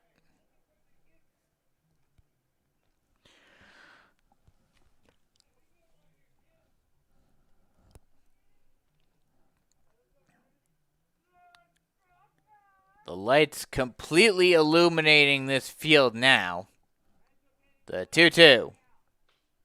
Swung on and chopped over to the shortstop. He'll go home, but not able to get the throw off in time. That was a weak hit, high chopper over to Gordon. Gordon well in on the grass, just could not get the throw off in time. So that will be an RBI single for Caden Kingston.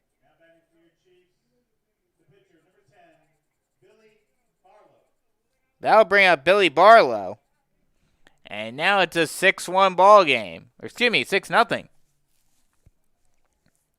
Barlow up to bat now. He's trying to avoid the hat trick.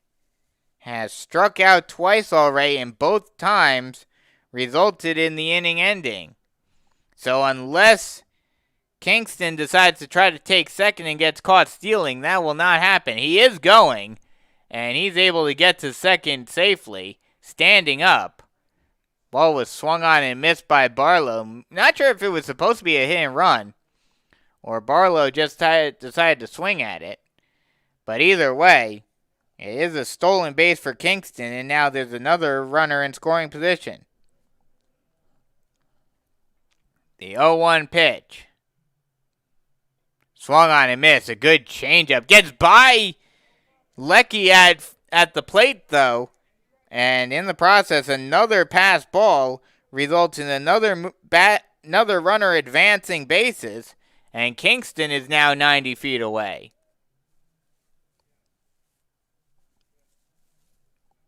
Chiefs have been gobbling these pass balls and wild pitches up, taking full advantage of them. Once again, infield playing in on the grass. The pitch. Ball outside, and it's a 2-2 count.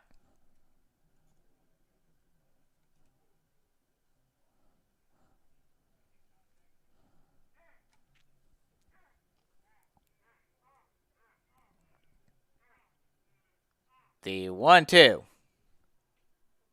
Ball in low and inside. 2-2 count now.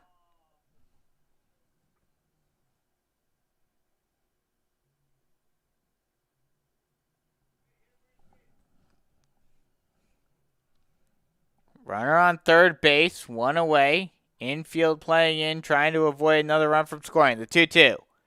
Swung on and missed for strike 3, and there's 2 away.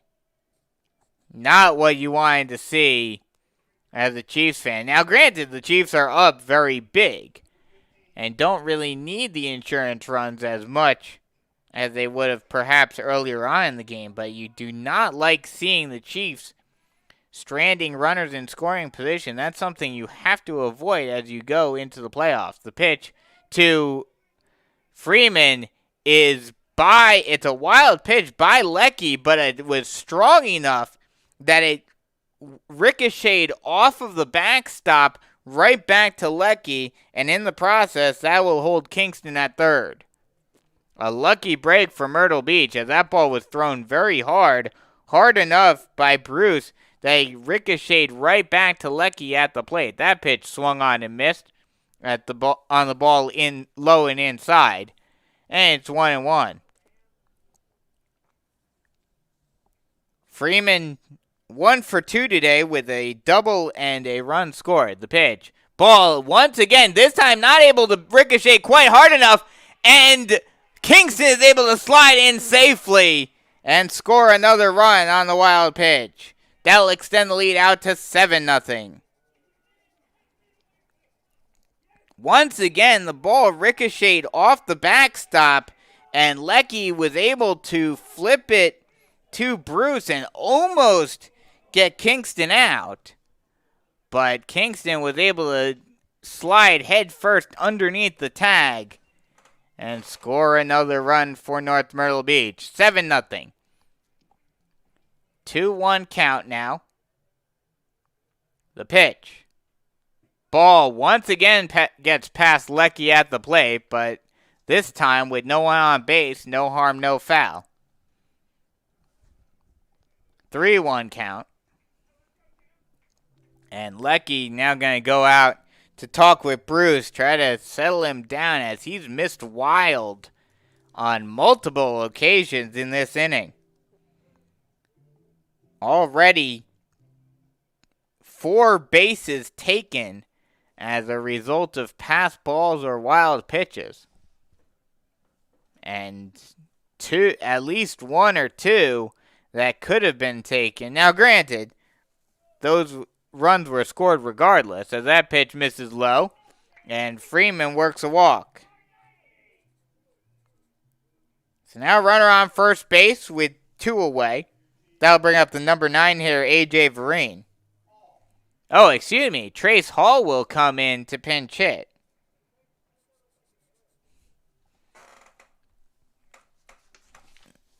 The first pitch to Hall is a ball low. Oh, actually, excuse me, called strike at the knees. And it's 0-1. Hall batting .229 on the season with 5 runs and 4 RBI. The 0-1 pitch.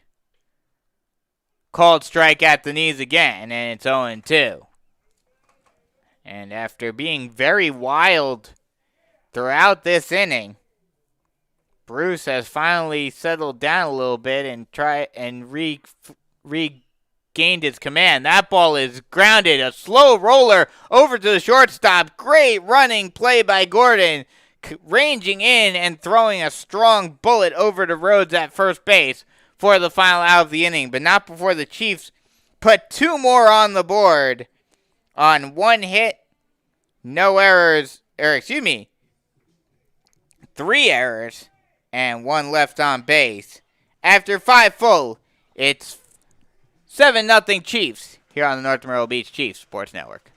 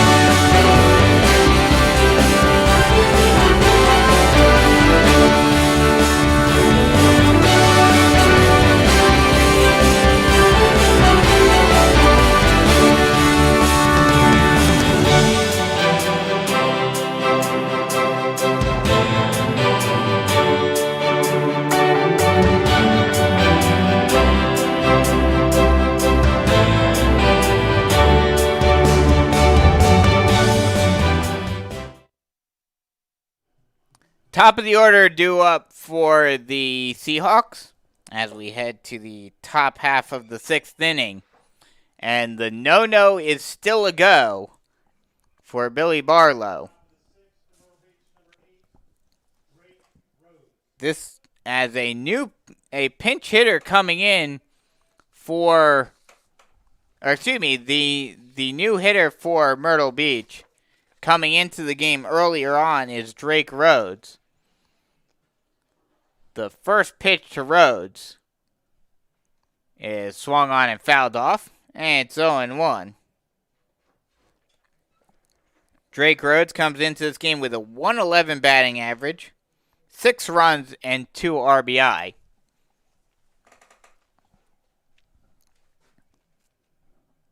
The 0-1. Strike at the knees, and it's quickly 0-2 to Rhodes. We'll go around the region in just a little bit.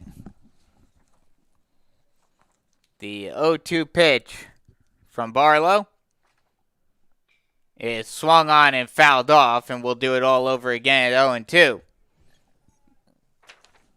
Once again, Chiefs basically with this win, assuming they can keep a hold of this lead, which it looks as though they will. This will clinch them a playoff berth. Now the question of where they go and where they land is still up for debate, as that ball is a called strike 3 right down the pipe, and there's one away.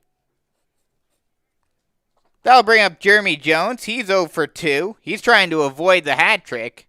Already struck out twice, once in the first inning and then led off the fourth with a strikeout.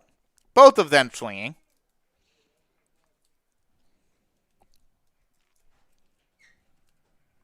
The first pitch to Jones is swung on and fouled off, heading towards the parking lot. That ball, actually, it bounced off of the screen before it was able to get to the parking lot. That ball, if it would have gotten past the screen, that might have hit a car. The 0-1.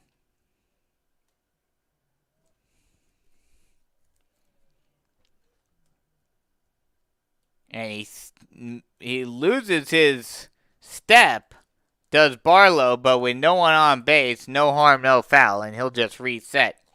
But like I was mentioning, this win tonight, assuming the Chiefs can maintain their lead, as the 0-1 pitch is a strike on the inside part of the plate, and it's quickly 0-2 to Jones.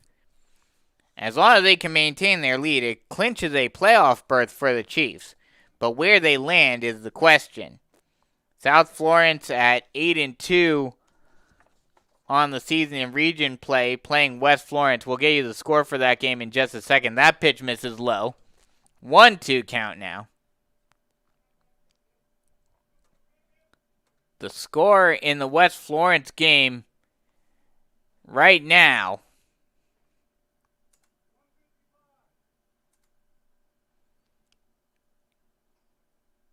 it's in the bottom of the 7th inning. South Florence, that pitch misses low. 1-2 count now. That game is over. South Florence has won 5-0. So, with that loss by West, as that ball is grounded over the second baseman, Field cannot hang on to it, and you have to wonder how that would be scored. Because it was a tough hit ground ball, and Jones was gunning it down the line.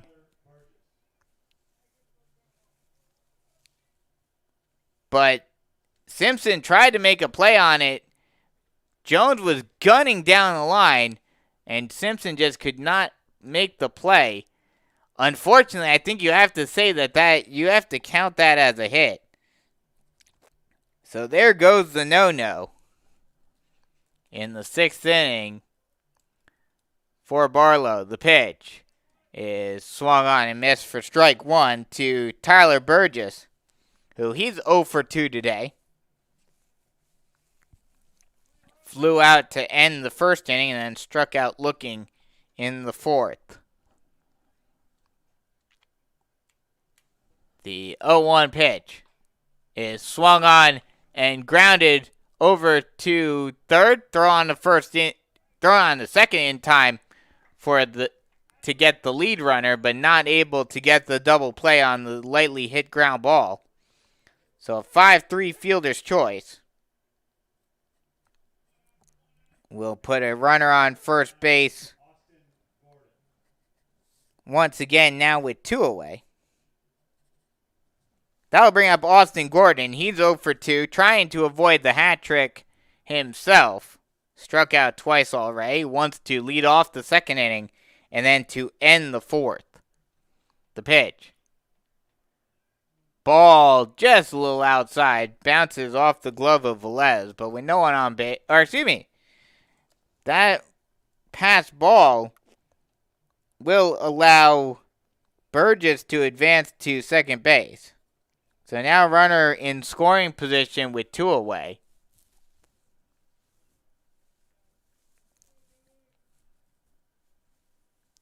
Runner on second base, 2 outs.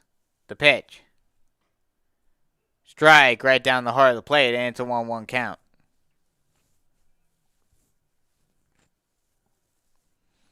But like I was saying, with South Florence winning tonight over West, that pretty much seals it up in terms of who will make it into the playoffs, as that ball's fouled off, and we'll do it again at 1 and 2. It will be South Florence, North Myrtle Beach, and Hartsville making it into the playoffs. Now the question is, will they... Now the question is, what is the order in which those 3 teams get into the playoffs? The pitch. Swung on and missed for strike 3, and that'll end the inning. So no runs on 1 hit, no errors, 1 error, and 1 left on base. After 5.5, it's still 7-0 Chiefs here on the North Myrtle Beach Chiefs Sports Network.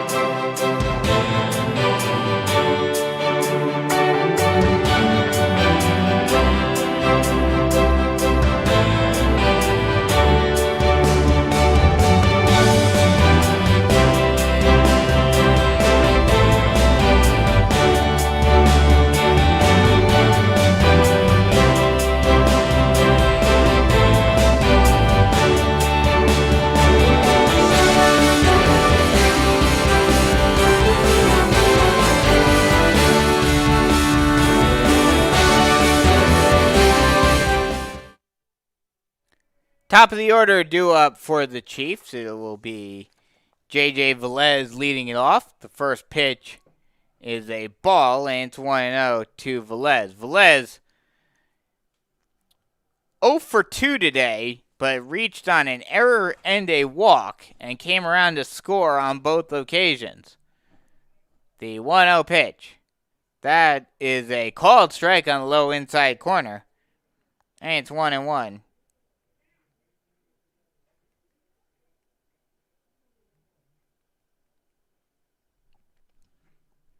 1-1 count. Nobody out. The pitch. Swung on and missed. Swung on and fouled off. And it's 1-2.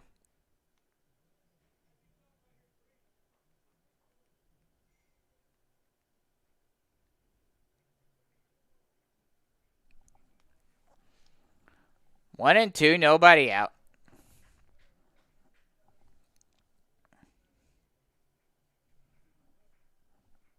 Swung on and missed for strike 3, and there's 1 away.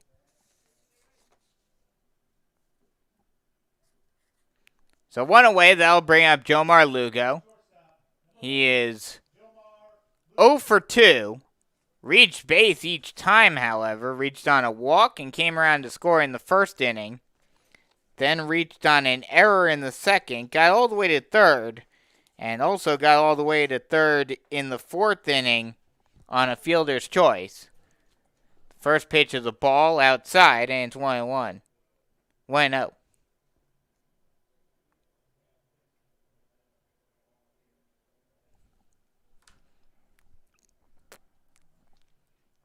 That pitch misses low and away.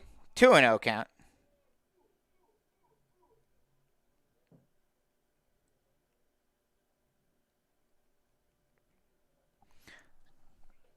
That pitch misses outside. 3-0 count.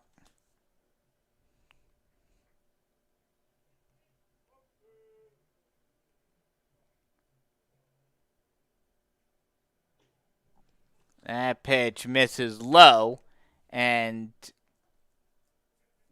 actually it's a called strike. So it's a 3-1 count now.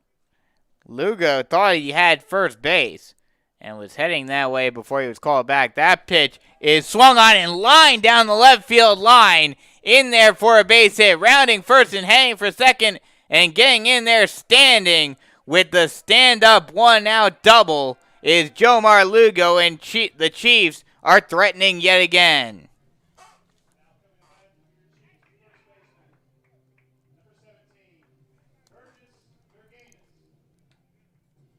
That'll bring up Burgess Gerganis. He's 1 for 3 today with a single and a run scored. And a few little tidbits of information. As the first pitch to Gerganis is swung on and missed, gets past the catcher, and that will allow another wild pitch. That allows Lugo to move to third. Pitch was swung on and missed, but got past Lecky in the process, and now there's another run just 90 feet away.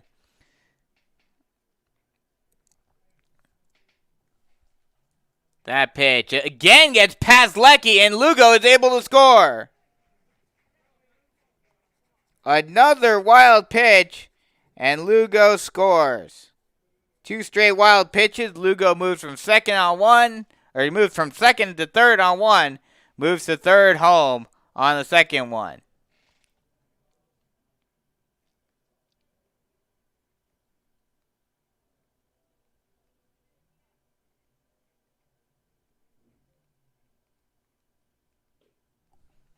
The 1-1 is a ball just a little bit low. 2-1 count.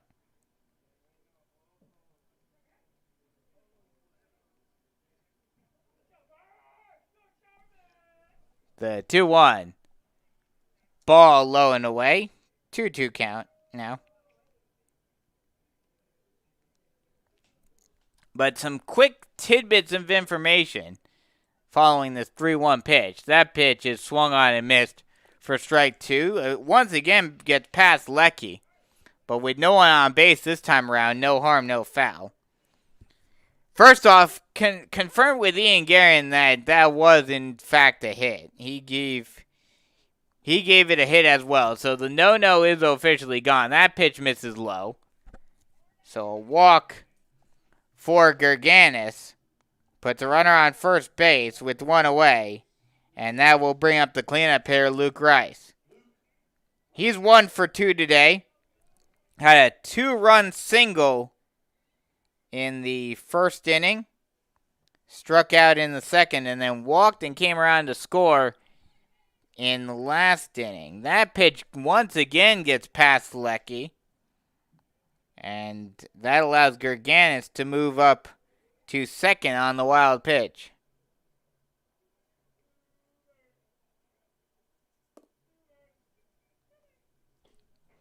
That pitch swung on and missed for strike 1, and it's a 1-1 count. Aces are wild, 1 on, 1 out, and a 1-1 count. The 1-1. Called strike at the knees, and it's a 1-2 count. A high throw gets away from the pitcher, Bruce, but doesn't quite get far enough to allow Gerganis to move up. But like I mentioned, have some tidbits of information for you. The no-no is officially gone. Confirmed with Ian Guerin. As that pitch misses once again, another wild pitch allows Gerganis to advance to third now. So another run just 90 feet away.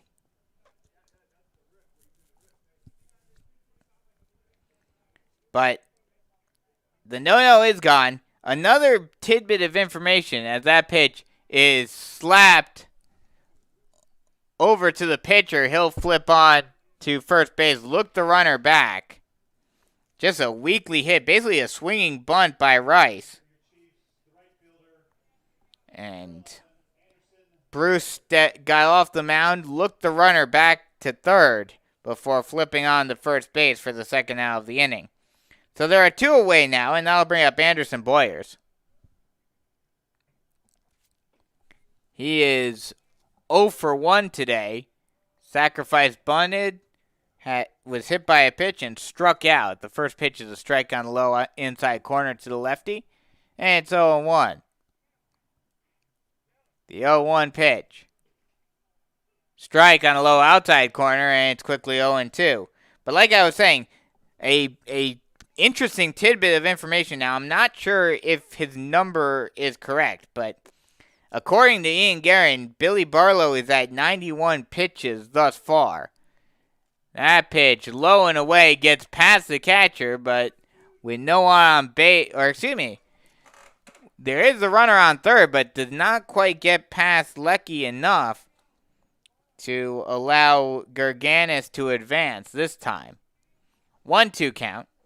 But Ian Guerin, according to him, he has Billy Barlow at 91 pitches, which would mean that he would not be available for Saturday if the Chiefs were to play on Saturday. That pitch misses outside, and it's a 2-2 count now.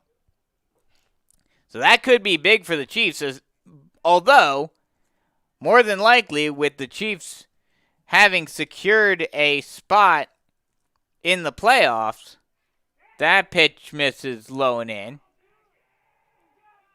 Actually, I think it plunked him. Yeah, it plunked Boyers. So now runner's on the corner now with 2 away. Now I'll bring up Caden Kingston. He is 1 for 2 today with a single, a run scored, and an RBI. Has reached base each of his 3 play appearances. The first pitch to Kingston. Swung on and fouled off, and it's 0-1. But with this win, the Chiefs they don't have to worry about winning tomorrow. Now, if Hartsville loses, they may want to win tomorrow anyway in order to potentially get a home field advantage. That ball's fouled off once again, and it's 0-2. But they don't necessarily need it, so they more than likely, Cam Freeman will not be starting tomorrow. So they can save Freeman for the first game of the playoffs at this point. The 0-2. Swung on and missed in the dirt.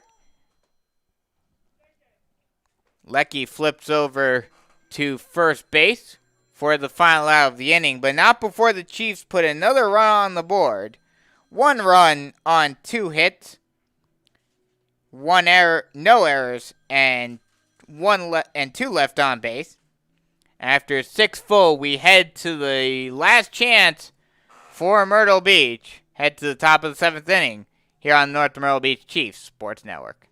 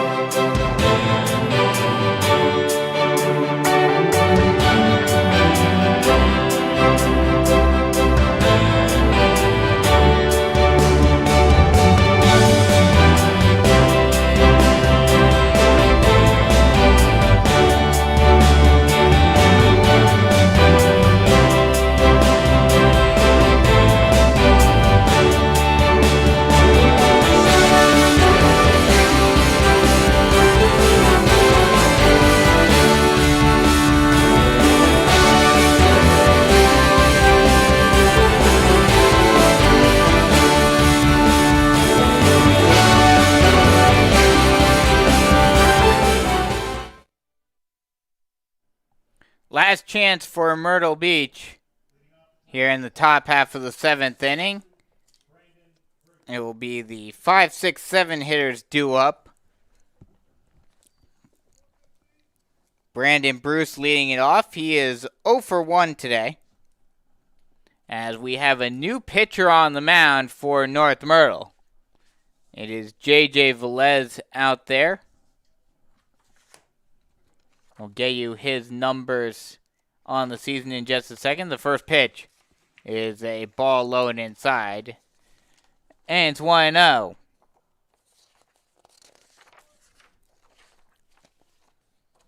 The 1-0 pitch. Swung on and missed. A good changeup. Got Bruce out in front of it. And it's 1-1. Velez on the season. This is his 10th appearance on the season. Has a 1-0 record. 3 saves on 3 save opportunities. The 2-1 pitch is on its way. Swung on and hit out into right field. Ranging over to his left and making the catch is Boyers for the first out of the inning. Velez has 4 walks, 24 strikeouts, has a .75 ERA and a .75 whip. He's been very effective out of the bullpen this season. And he looks to get not a save opportunity this time with the Chiefs with a commanding lead. That ball fouled off, and it's 0-1 to Bradley Leckie. He is 0 for 2 today. Reached on a fielder's choice in his last at-bat. The 0-1 pitch. Strike on the low inside corner, and it's 0-2.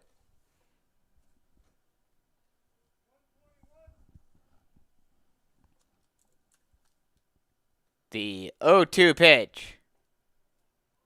Ball low and inside. 1-2 count now.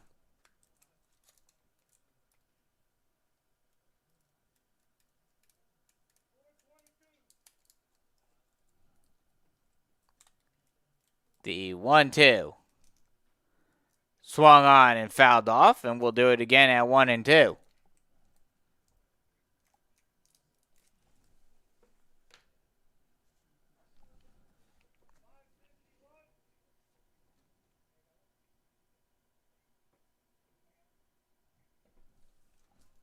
The pitch is a ball low. 2-2 count now.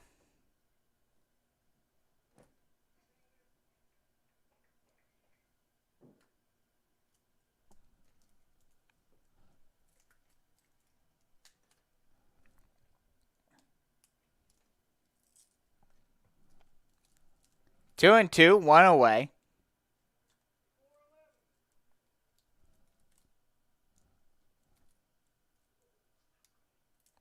The pitch.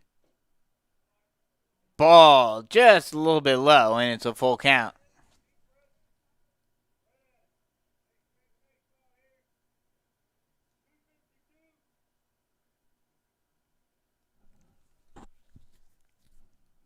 The full count pitch misses, and Leckie works a walk. So runner on first base with 1 away. Myrtle Beach trying to stay alive in this game.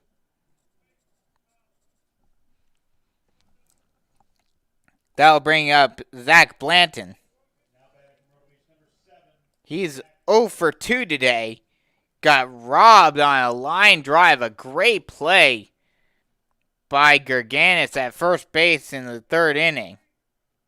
And then reached on an error by Simpson in the 5th.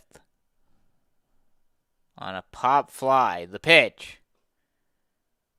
Ball just off the plate. And it's a 1-0 count. Still trying to see if there is a Hartsville update, but not seeming to be able to find one as of right now. That pitch miss is a called strike on the low inside corner, and it's 1-1.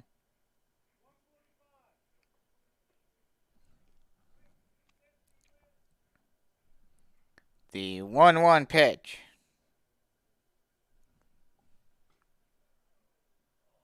Ball just off the plate outside, and it's a 2-1 count.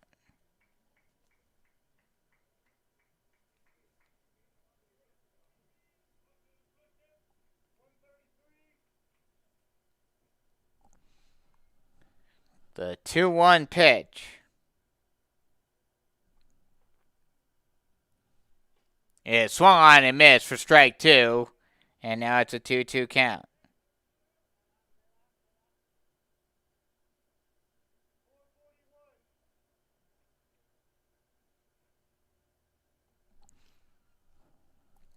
Two and two, one away.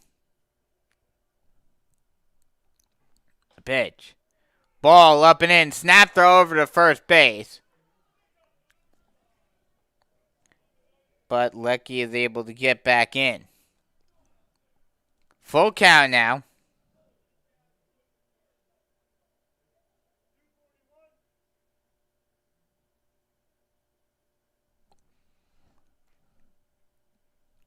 The payoff pitch. Swung on and fouled back, and we'll do it all over again at 3-2.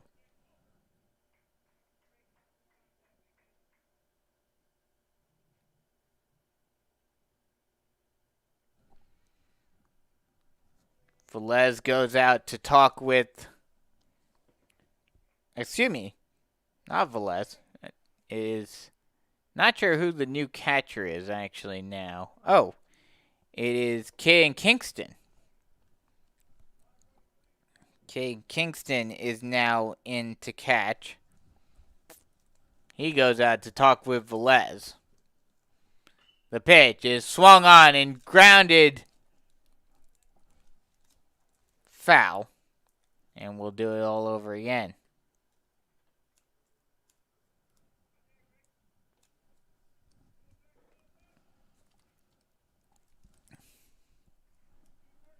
The payoff pitch about to come yet again.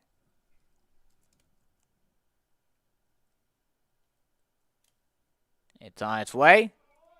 And it's a called strike 3 at the knees. And there are 2 away. That'll bring up Tyler Davidson. He's 0 for 2. Has struck out twice. So he's trying to avoid the hat trick. Or excuse me, it will be Mason Feltz, number 3, who will come in to pinch hit.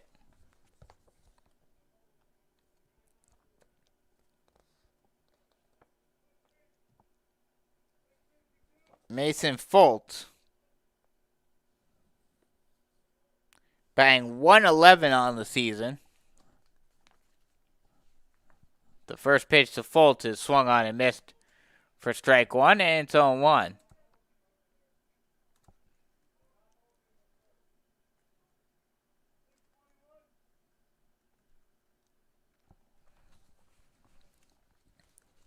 Now, I'm not 100% sure, but I'm curious.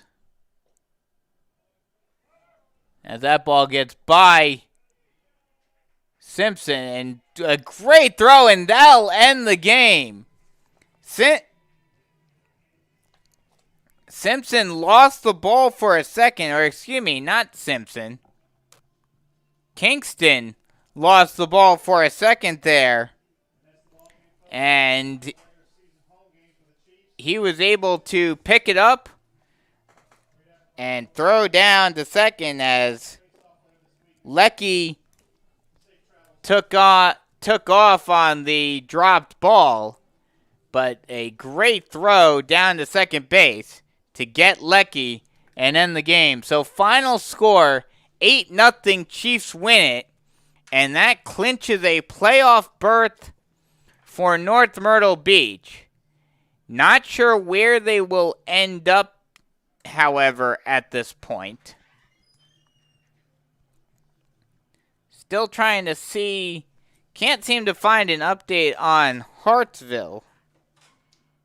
Whether or not they won or lost tonight. But under the assumption that they won tonight, North Myrtle Beach still needs some help in order to get into the top spot in Region 6 4A. But if they are able to, we will have it all covered for you. Still no away game coverage this year, unfortunately. So this may very well be the final game of the season for us. If it is, I hope you guys enjoyed the coverage all season long. And we will be back hopefully next year with COVID on the way out and everything. Next year will be much more back to normal, and hopefully we'll be able to get you full coverage of every game next season for both basketball and baseball. Lots of big things looking ahead. Looking forward to a lot of things. Once again, final score. Your winning pitcher is Billy Barlow. Losing pitcher is Tyler Burgess. So once again, final score 8-0. Chiefs win it. Hope you guys enjoyed the coverage all year long.